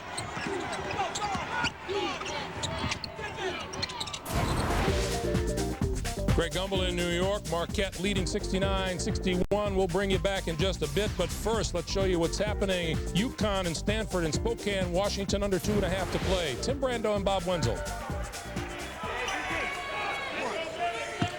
Hey, Timmy, the other thing that Connecticut's done very well here in the second half, 16 offensive rebounds for them. Their ability to go to the offensive boards displayed right there by Robertson, a guard. 13 in the second half on the offensive boards. Nice save again by Gordon. This sequence really hurts. Move by Gordon. I'll show it to you, and then I'll give it to you. Oh, man. I mean, he gave Childress a show and a look. There's a little return to sender by Barnes. You had to know that Julius Barnes would try to one-up him here. A sense of where you are on the floor belongs to Mr. Ben Gordon. This should have been a blocked shot, a la Miguel Jordan. The show and then the go. I'm telling you, on the way down, uses the English off the glass. Very creative shot by Gordon. No fist pumping, however, after that one. I think he expects himself to make plays like that. You heard what Jim Calhoun told us yesterday. Said you think of Ray Allen and the kind of player that he was, and Caron Butler and the player he was. Ben Gordon has the chance to be the same kind of player. He just needs to know that. That's right. That's a good point. I'll tell you, he is in that group in terms of scoring 1,000 points in 2 seasons. Timeout, Stanford. Timeout for the Cardinal. They are down 8, 1:53 to play as they look to extend things. A full complement of timeouts for Mike Montgomery to work with. The interesting aspect of this Connecticut lead is that Okafor has not been really part of it. They've spread the floor, and the Connecticut guards have taken over. And I'll tell you what, Hayes has done a great job on the interior defensively, and so has White. This is very valuable going forward. If they win this game and go to San Antonio and play in that regional, the fact that Okafor was out, played great, and then was out at critical times, and they still won. Very valuable in terms of their confidence going forward. Barnes picks up the foul. That is the 7th. And don't forget, coming up next, our sequence of games includes top-seeded Oklahoma against Ben Braun's California Bears, Tulsa and Wisconsin, and a game we have here that should be outstanding, and a game that many here in Spokane care greatly about, Arizona and the Zags. Gonzaga and the Bulldogs going after the Wildcats later today here on CBS. A lot of these teams practiced at Gonzaga's campus while they were here. Ben Gordon really stepped up importantly. It's been a tremendous tournament for the Pac-10 as well as the Big East Conference. A couple of big wins for the Big Ten head-to-head against the SEC yesterday. Purdue's blowout of LSU was startling, and Indiana coming from 11 down to beat Alabama. There's the dump down to Davis. See the panic in Stanford here. He does get the roll and a quick timeout. Well, they've got to rush, and oddly enough, Okafor back. An 8-point game, just under a minute and a half to play. We'll keep an eye on it for you. Let's get you back to the RCA Dome in Indianapolis. Marquette's lead, 71-67, 6:15 to play. Gus Johnson and Len Elmore. 6:09 to go in the second half, 71-67. Marquette has led by 10 twice, but Missouri refuses to go away. Ricky Paulding stripped. Aldiner jump stop off the break and hits a three. This kid is shooting the lights out here in Indianapolis.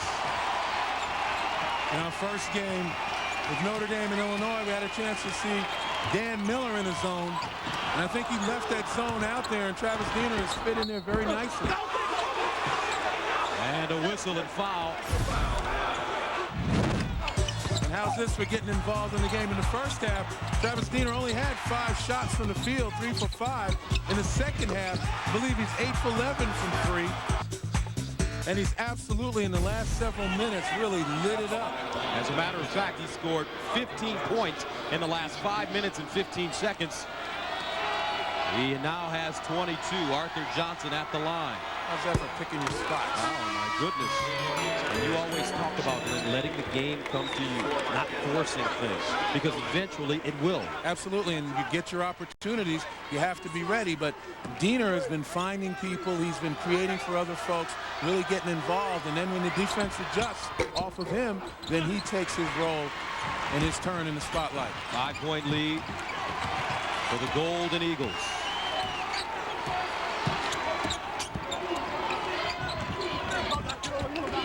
Merritt to the basket. Partially blocked, but he got it to go. You got to go out and get him. Johnson and Bryant did not want to step up and play the defense. Get him in too deep. Merritt's going to hurt you. He's 6 of 7, 14 points. Scott Merritt. Arthur Johnson, the jump hook on the baseline. Gets his own rebound. Count it, and the foul. Big fella would not be denied. 19 points, 14 rebounds. And that's the importance of going to the basket. Nice jump hook, didn't fade away, and his momentum carried him to the basket to get that offensive foul. 76-70. Johnson adds the free throw. Arthur Johnson, 4 of 6 from the free throw line today. 76-71. Missouri gets back into a 2-3 zone.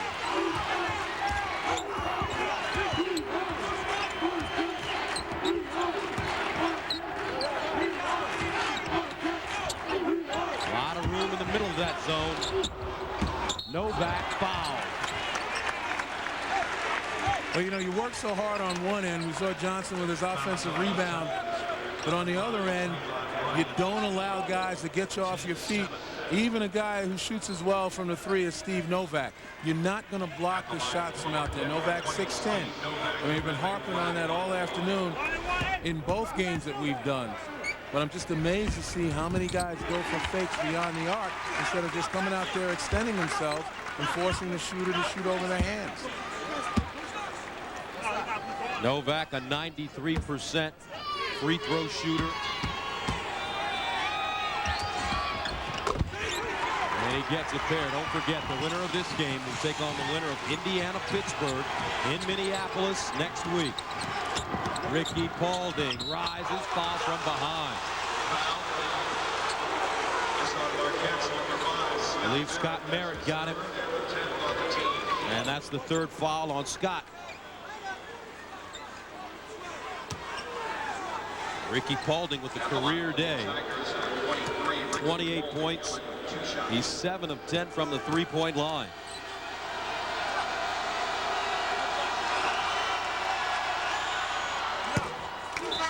You can follow each game of the NCAA tournament on the internet. For more information on how you can watch March Madness, catch your madness from your computer, just go to ncaasports.com.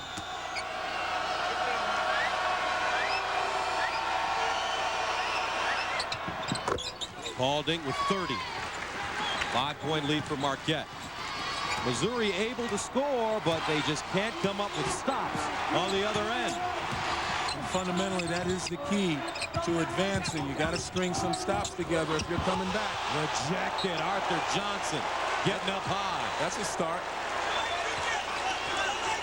Weak side help. Nice job by Johnson moving his feet.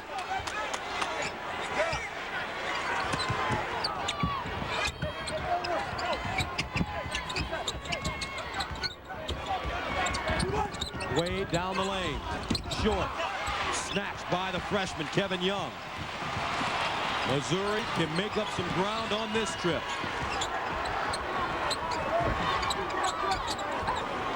Paulding for 3. And the rebound goes to Novak. I think that time they gave up on Arthur Johnson too quickly. Ricky Paulding, I guess, feeling it, decided he was better off shooting it instead of moving the ball to get Johnson in position, because he had an opportunity to get open.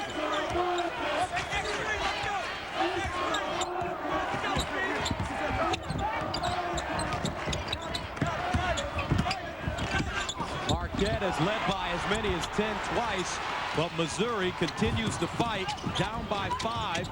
Ricky Paulding to Kroenke, who's hot. Arthur Johnson, a rebound and stick back. And we have a 3-point game in the Midwest. And that's why Missouri is coming back, because they've battled from that 10-point deficit at halftime. They've gotten on the offensive glass. They've gotten Ricky Paulding going from 3. And they're playing some pretty good defense in the last couple of possessions. But every time Marquette has been asked a question this afternoon, they've had the answer. Here's Merritt. To Novak. Diener pulls up. Loose ball, Novak with the rebound. And a new shot clock for the Golden Eagles. Boy, a costly breakdown by Missouri. Block out, but no effort to go after the loose ball.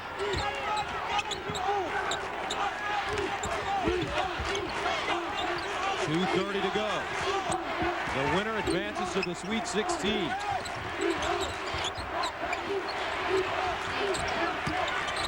Look at the patience by Marquette. They're trying to find the best shot. Here's Wade. An air ball. Good defensive stand by Missouri. But actually, Wade was there. It was a good shot. He just short-armed it. And Mizzou wants a timeout. 2:08 to play. 78-75. Will the dream die here for Duke? There's the pass to Leitner. Puts it up. Yes!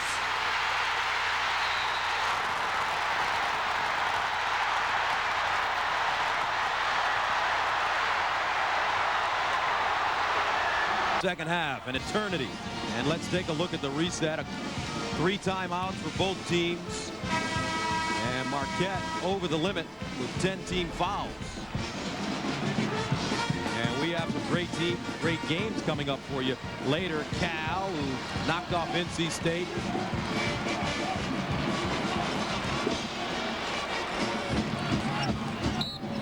.78-75, Marquette with the lead. They've led by as many as 10 twice, but now Missouri is in striking distance. And they've battled back because of their star Ricky Paulding and their big man inside, Arthur Johnson. His 15th rebound, too strong off the window.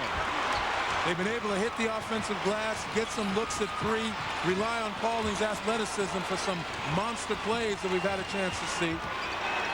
Marquette, on the other hand, has been methodical. Travis Diener has been the guy who's been at the point of their attack. And a foul down low. Arthur Johnson trying to draw a charge. And don't forget, the winner here will take on the winner of Indiana-Pittsburgh in Minneapolis next week. You know, we talk about Travis Diener, 8 for 12 from the field, including 5 for 8 from 3-point range. So he's been the guy that has kept his team in front of Missouri, just barely, though, because on the other end, we talk about the strength inside. Arthur Johnson has absolutely been spectacular, and he hasn't gotten any help from his running partner, Trayvon Bryant. Fouled out with no points. The foul not called on Arthur Johnson. Trayvon struggling. 0 for 6 from the field. 2 rebounds. Wednesday on CBS, Survivor is on a special night, and a surprise twist is about to blow the game wide open. Don't miss an exciting all-new Survivor on a special night, Wednesday at 8, 7 Central on CBS, America's most watched network. Talk about Arthur Johnson and his spectacular play on the other end. 22 points, 17 rebounds thus far, and we mentioned did not have any help from Trayvon Bryant, normally a guy who supports him very well in hitting the glass. So Scott Merritt, an excellent free throw shooter, 78%. He has 14 points, and he misses the front end. Holy Toledo. And you talk about the value of Josh Kroenke. We saw him a few moments ago hitting a couple of key threes. Now he's got to play on the front line instead of in the backcourt. So that versatility has paid off. His teammates have to look for him. He has been stroking it from downtown, along with Paulding. Kroenke off the dribble. Arthur Johnson, 7 to shoot. Look how far he is away from the basket, though. Here's McKinney, extra pass. Paulding for the tie, and he got it. Under a minute to play. Absolute terrific execution. 78 apiece. Paulding with 33. They're on their feet in Indy. Timeout Marquette. The NCAA tournament on CBS. Well, take a look here at that execution in the half court. Paulding's just going to drift to the corner and watch the movement around the horn to find him. Diagonal pass. There's Paulding going to the corner, and the screen by Kroenke. That created the situation where he gets an open look. Here's the movement, and right there, look at Kroenke set that screen on Big Robert Jackson, kept Jackson from going out and bothering Paulding on that jumper. We told you, Kroenke, a lot of the little things, that's how you win. Here's Dwayne Wade, looking for a shot, inside, fires, and he gets it to go. Marquette reclaims the lead. Shot clock turned off. Timeout, Missouri.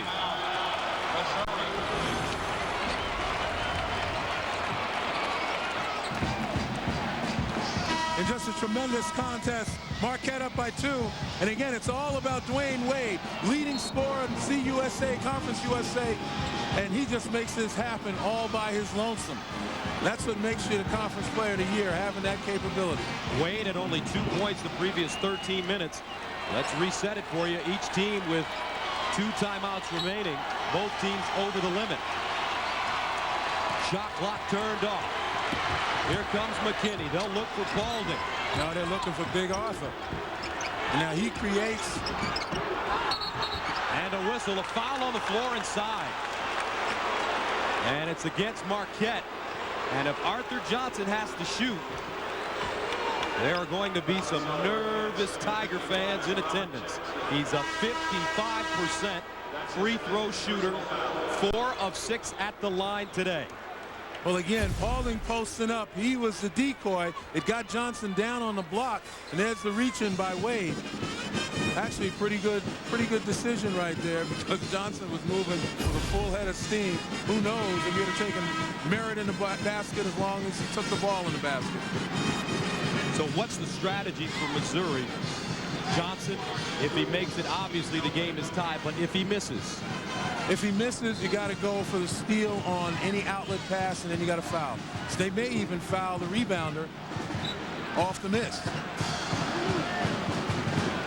So Johnson will shoot 2 free throws. Missouri in the double bonus. 22 points, 17 rebounds for Art. He's been working all year on his free throw shooting. And the first one is good. And take a look under the basket, and the two rebounding positions for Marquette are guys who shoot the free throws very well. Merritt 77%, Wade 78% from the line. So they're likely to get the rebounds. You may have to foul them right away. Here's a second for Johnson. Got it! And we're tied at 80. 19.7 to go. 19.7 to go. Each team with 2 timeouts. Both teams over the limit. The possession arrow favors Missouri. What's the strategy for both squads? Well, right now, if I'm Missouri, obviously you have to play solid defense. It looks as though they're going to pick up full court. But I personally wouldn't do that. Travis Diener has found a way to weave through defenses, get ahead of steam going, and now they drop back to half court as they should. Interestingly enough, Jimmy McKinney at 6'3" on Diener right now to try to prevent him from getting off that three. Here's Diener down the lane. No way. The lean in off the heel. Paulding with the rebound. Takes a look at the clock. Paulding rises, fires. Johnson with the rebound, and we're headed for overtime.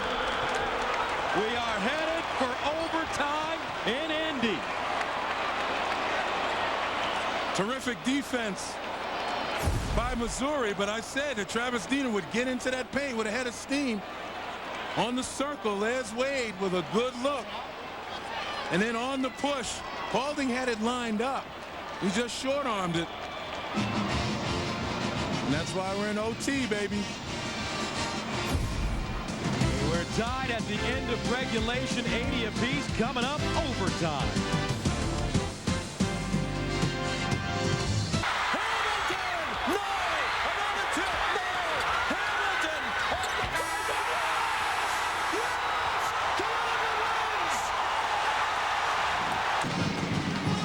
And welcome back, Missouri. Marquette tied at 80 apiece. As we head into overtime, Marquette 0-1 in overtime games this season. Their loss coming to Dayton, and this is the first overtime game of the year for Quinn Snyder and his Tigers from Mizzou. Well, if you're Quinn Snyder, you're pleased that your team now has some momentum. They fought back from a 10-point deficit. They did it with defense. They did it with power inside. They did it with the star player, Ricky Paulding, on top of his game. If you're Marquette, you just got to remember what got you that 10-point lead. It was patience. It was penetration by Diener. It was teamwork, movement of the ball, finding open shooters. Wade and Johnson in the circle, and the tap is controlled by Marquette. Diener, Merritt, Novak, Wade, and Townsend on the court for the Golden Eagles. Wade in the corner, Novak rise and fire, and rips. And Novak had no problem shooting over the shorter Ricky Clemens. Novak 6'10", Ricky Clemens 5'11". No contest. Johnson calling for the ball.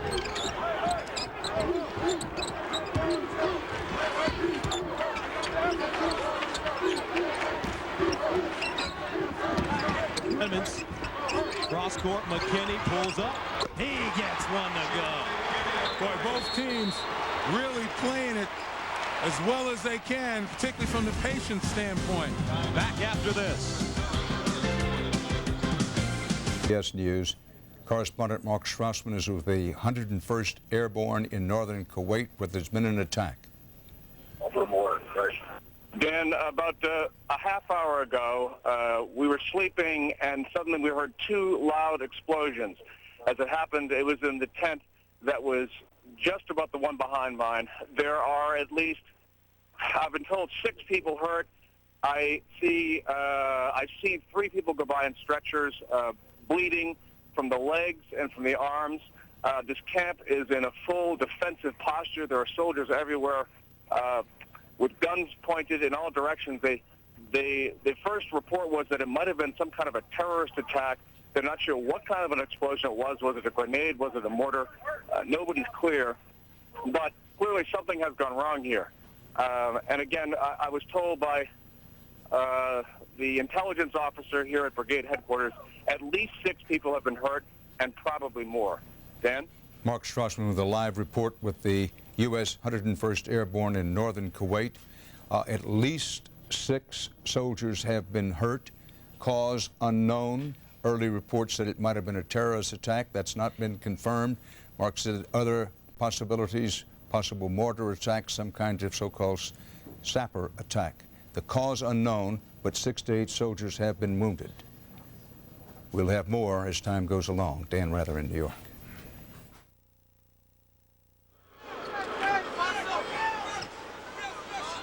Welcome back. Marquette with an 88-85 lead over Missouri. This game was tied at 80 in overtime. Missouri down by 10 twice, but managed to rally in the second half. Arthur Johnson has been a man tonight as he gets the first one to go. Johnson 7 of 9 at the line, including 2 free throws with 19 seconds left. And what Missouri has done is they've decided that they're going to go to their strength, find Arthur Johnson either by straight entry pass or by penetration, but he's got to get touches because he's the difference maker, and he makes Marquette have to adjust to him. 28 points, 18 rebounds for Arthur Johnson. Missouri gets back into the 2-3 zone. The winner here advances to the Sweet 16.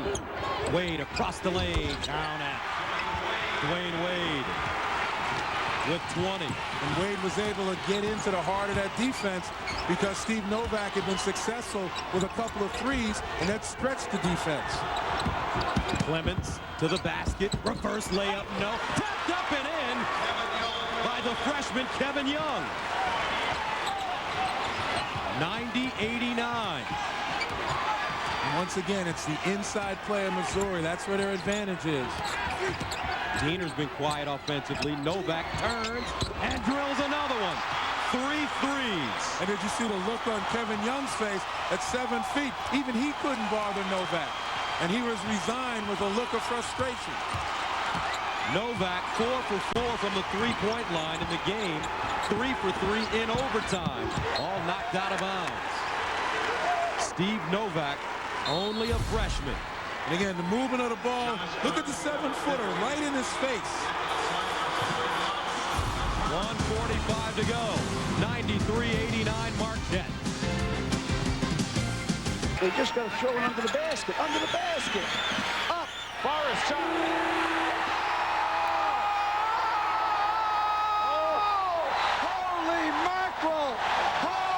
Go to ncaasports.com/Pontiac today and pick your ultimate Pontiac high-performance plays. You can also enter for a chance to win a 2004 NCAA Men's Final Four fantasy package. Only in college penetration. There he is at the 5'11 Clemens trying to bother him. Now you get Kroenke at 6'4 trying to present a challenge. But Steve Novak, actually his third three-pointer, he scored over the 7-footer.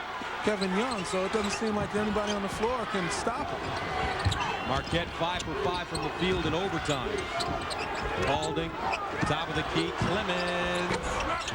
Loose ball rebounded by Wade.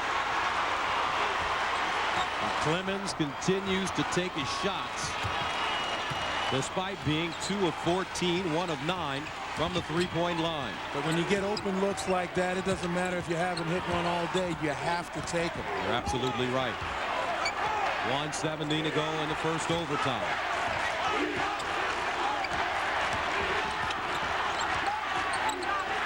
Marquette running a weave.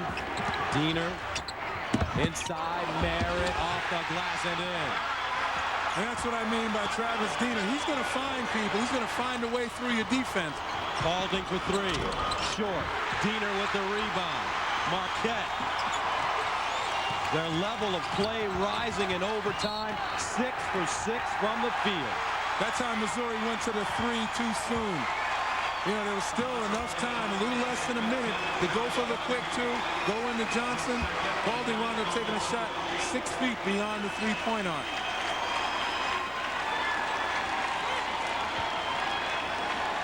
Travis Diener goes to the line, an 83% free throw shooter.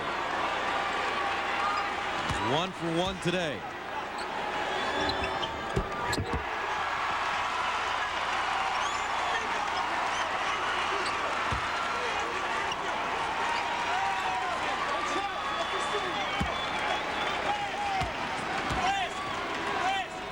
And the second, it's good. 97-89. Each second that ticks away like gold dust for this Marquette squad. Clemens again rims out. Marquette has scored on all 7 possessions in overtime, and it looks like they're going to head to Minnesota. 34.8 to go. And if you're looking for reasons, it was Missouri's inability to find Steve Novak beyond the three-point arc. 3 big threes in overtime vaulted Marquette out to this lead. And you just can't say enough for the freshman. Ice water in his veins. And our Chevrolet most valuable players of the game. Ricky Paulding from Missouri, a career high, and Steve Novak. 4 for 4 from the three-point line. 3 for 3 from the line in overtime when it counted most. Shot clock turned off. McKinney. Paulding. Travels. That will do it. Quinn Snyder telling his squad to back up, no fouls.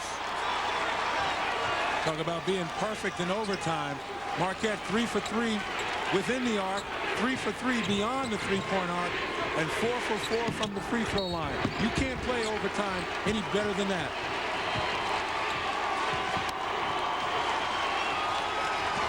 So the bracket in the Midwest, we are going to advance Marquette. With a win over Missouri, they await the winner of the Hoosiers and the Panthers in Boston.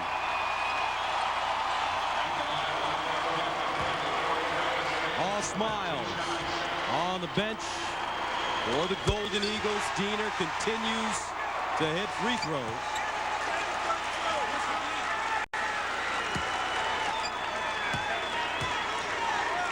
Second one up and in. 101-89.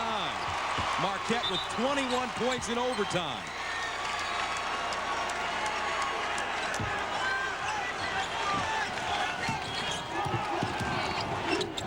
Paulding for 3.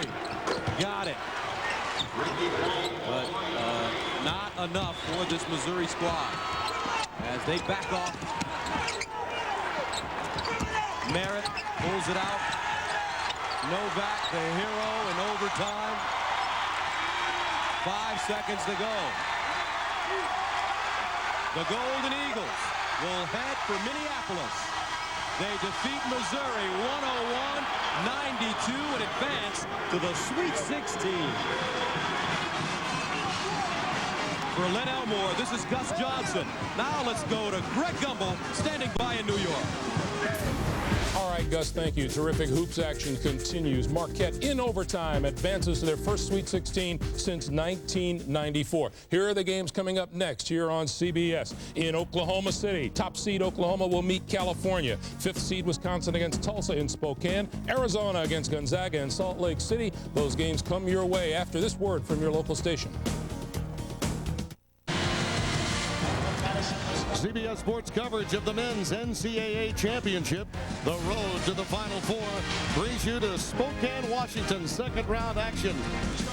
Look out, a Golden Hurricane has arrived as a 13 seed against those big bad Badgers of the Big Ten, a 5 seed. If you look at the brackets, these two teams advanced with wins over Weber State and Dayton, and the winner today off to Minneapolis and the Sweet 16. Hi again, everyone. Tim Brando, and by my side, the coach, Bob Wenzel. And, you know, I know old coaches love talking about guys that really get it. Well, Kirk Penny is that guy. Well, not only does he get it, but he gets it to his teammates as well. The leading scorer for the Wisconsin Badgers can post people from the guard position and get the ball to his teammates. He also is a guy who can post and score on his own. He's a very physical two-guard. Not only that, he is very accurate from three-point range. He had 21 points, 9 rebounds, and 5 assists against Weber State. The guy you never heard of, Jason Parker. Quick on quick. Very clever taking the ball at the basket. He uses his quickness on the defensive side as well. He had 24 against Dayton, and I'll tell you what, he can hit the 3 in transition if you're not playing. John Phillips in his second year after taking over for Bill Self, who vacated for Illinois moments ago, talking to his team about the R word. Listen in. This part of it, I'm telling you right now, Wisconsin doesn't respect you. They just don't respect you. Well, they shouldn't. They shouldn't. We play in the WAC. Nobody knows anything about Tulsa. You got to earn your respect. It's not the first time a coach has used that kind of motivation in the NCAA tournament. But when you talk of respect, Jarius Glynn is another one of those unknown quantities whose task is to take Kirk Penny out. Well, that is a very important task indeed. Kirk Penny, the best offensive player for Wisconsin. Glenn, the best defensive guy for Tulsa. Bo Ryan, the head coach of Wisconsin, already 42 wins in just 2 years for him. And with more on one of his players, here's the third member of our broadcast team, Leslie Maxey. Wisconsin guard Freddie Owens turned his ankle on Thursday in the game in the first half. He did not practice yesterday. Instead, he was in a pressure boot. He took stem and ice for treatment through this morning. He did warm up today. He looked okay, but we need to keep an eye on him because their bench is not very deep. Back to you, Canada. It really isn't, and you see spot shadowed there how it occurred, and this is the kind of game where quickness to the ball, loose ball opportunities could be Tulsa's, and he's one of the few guys that has the kind of footwork and speed in the 94 feet to keep up with some of these members of the Golden Hurricane. There are not too many guys who can do that. Dante Swanson and Jason Parker are two of the quickest guard tandems you're going to see in college basketball. But we got some tough players on Wisconsin's team, and Freddie Owens is one of them. Sucking it up with the injury. Devin Harris, he is the quickest of the Wisconsin Badgers, and he will be assigned on Swanson and Parker as well. Not that far removed from St. Patrick's Day, so why not have little Timmy Higgins as your referee, Michael Stewart and Fran Conley here in Spokane. An experienced group officiating this one. Indeed. And by the way, don't blink, because when Tulsa has it, they are going to push it. Push it indeed. Both guards had 24 in their game on Thursday. 48 points between the two diminutive guards, Swanson and Parker. Wisconsin, a team that takes what the defense gives them. On the wing, Orlando Tucker. There's Wilkinson to follow. That is a matchup advantage all afternoon. No one from Tulsa with the size of a Mike Wilkinson. And when he brings you away from the basket and uses his face-up game, he can really be a matchup problem.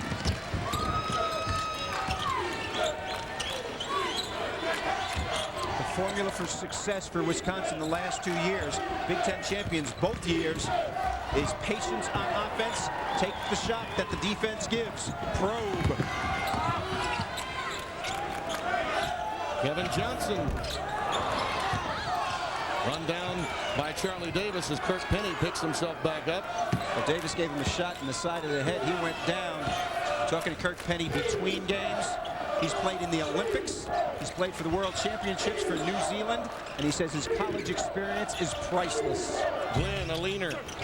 And Penny pulls it down. Talking about Wilkinson earlier. When Wisconsin gets double figures from him, they are 14-1 this season. I like that record. Wilkinson scores inside and outside. He has a size advantage against Davis. The inside people for Tulsa, not very big in terms of height, but strong.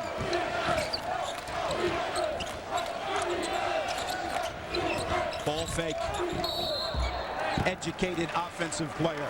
We were talking about respect, or perhaps better said, their coach was the Dudley Do-Right Jim Neighbors lookalike. Take a look at this. He shouldn't be sneaking up on anyone, Bob. Look at that. The only year that they didn't make the NCAAs in 2000, they just managed to make it all the way to the NIT and win it. And not bad for the Elite Eight. And the seniors on this team have been to the NCAA tournament 3 out of the last 4 years. Terrific, terrific record for the Golden Hurricane. And they've done it with transition at the helm. Coaches in and out like a revolving door, although John Phillips, who coached at Broken Arrow High School before becoming an assistant coach, worked with Phil Self and Buzz Peterson. They think he's going to hang around a while as Parker, right on cue, ties the game at 3. Well, they are a dynamic backcourt. Swanson and Parker, both 5'10" to 6 feet. Very, very quick. If you back up in transition, they will knock it in. Parker was 10 out of 13 in the win over Dayton. Nice spacing on the part of Wisconsin there. Orlando Tucker. Orlando Tucker, a 6'5" power forward in the Big Ten Conference, and a freshman. You have to admire his stick-to-itiveness at that position. There's your BMOC in Tulsa, Kevin Johnson, 6'5", Wisconsin. Kevin Johnson was homeschooled. His parents deciding they didn't want to go and get into any influences that they did not like. He's turned into an outstanding young man. Spent a lot of time with him yesterday. Yeah, he had a nice visit, as did Kirk Penny with us. And it was interesting hearing from these young men. Too often at times I think we lose sight of the fact that these student athletes are still growing. And in Kevin Johnson's case, he says being homeschooled and being with his parents, he was around a lot of adults while he was very young. He feels he matured more quickly by being homeschooled. Tap out to Glenn. Nice work by Davis. Charlie Davis with that tap out. Swanson, that's his game. Taking it into the painted area and floating it through. Well, that's not his entire game, Tim. He led the nation in three-point field goal percentage last year, nearly 50%, shooting 44 from there. This year, he and Parker dynamic from the perimeter. There's that face-up game, Bob, we were talking about with Wilkinson. Wilkinson's displayed a three-point shot in this game and a power move already. His versatility very much in evidence at the offensive end. Well, he has 5 of Wisconsin's 9. This is the first ever meeting between Wisconsin and Tulsa.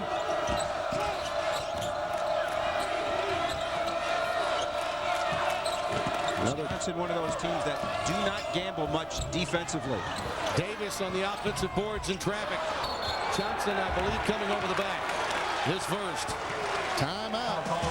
4 minutes gone. Exclusive coverage of the Men's Basketball Championship is sponsored by Bud Light, Microsoft, the United States Army, and by Pontiac.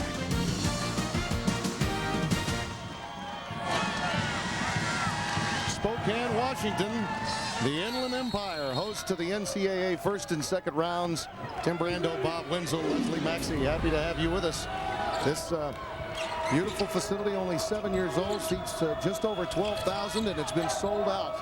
A very active basketball crowd on hand.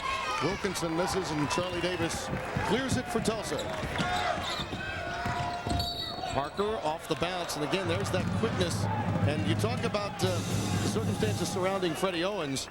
The inability to get where you need to when trying to check someone like that young man. I'll tell you what, quickness. Try backing up and guarding this guy. Against Dayton, they have very strong players on the perimeter. And Johnson slams one home quick on the inbounds play. Dayton, very strong perimeter defenders. These guys had 48 against them.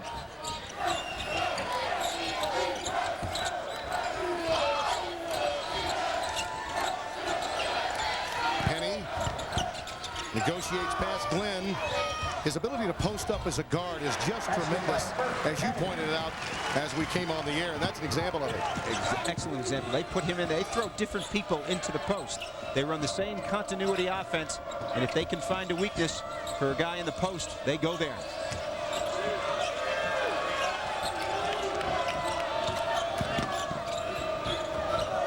Swanson on the drive. That'll be a foul. You mentioned Kirk Penny's ability to take the ball strong to the basket. Here he posts up, gets a shot blocked, doesn't make it, and then follows again. He's triple teamed here. This display of strength, very important for one of the best players in the Big Ten Conference. I don't know that you can fully appreciate on television, or even for us while calling the games courtside, the strength of Kirk Penny. But when we were visiting with him yesterday, I mean, up close. 0% body fat. Amazing. This guy has tremendous basketball experience. The 2000 Olympics for his native New Zealand, the 2002 World Championships in Indianapolis against all of the best players in the world. One of only 11 players in college basketball averaging at least 11 points, 6 boards, and 3 assists. Swanson, long rebound controlled to Devin Harris. Devin Harris, if there is a quick guy who can stay with Swanson and Parker, he is it. He is lightning fast and has long arms. He's a guy who shoots only when necessary. Kind of guy you love playing with. Wilkinson. Too much speed and quickness. Knocked away by Parker with a slap away. Parker now with a stop and go, using the window. I get tired just thinking about guarding that guy. Not only is he very fast, but he stops quickly as well, Tim, and as a result, you're backpedaling. By the time you get your hand up, the shot is off.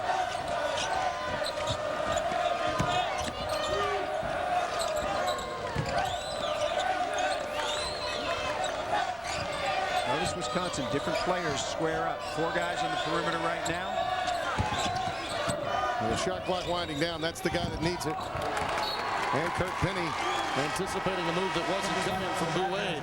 Follow every play from each game of the NCAA tournament. In the game, the game center is where you need to be, along with updated scoreboards at cbssportsline.com or on America Online. Enter keyword CBS Sportsline. Tulsa likes fast-paced basketball. They like to get the ball and run the ball up the floor. But in the half court, they're also very good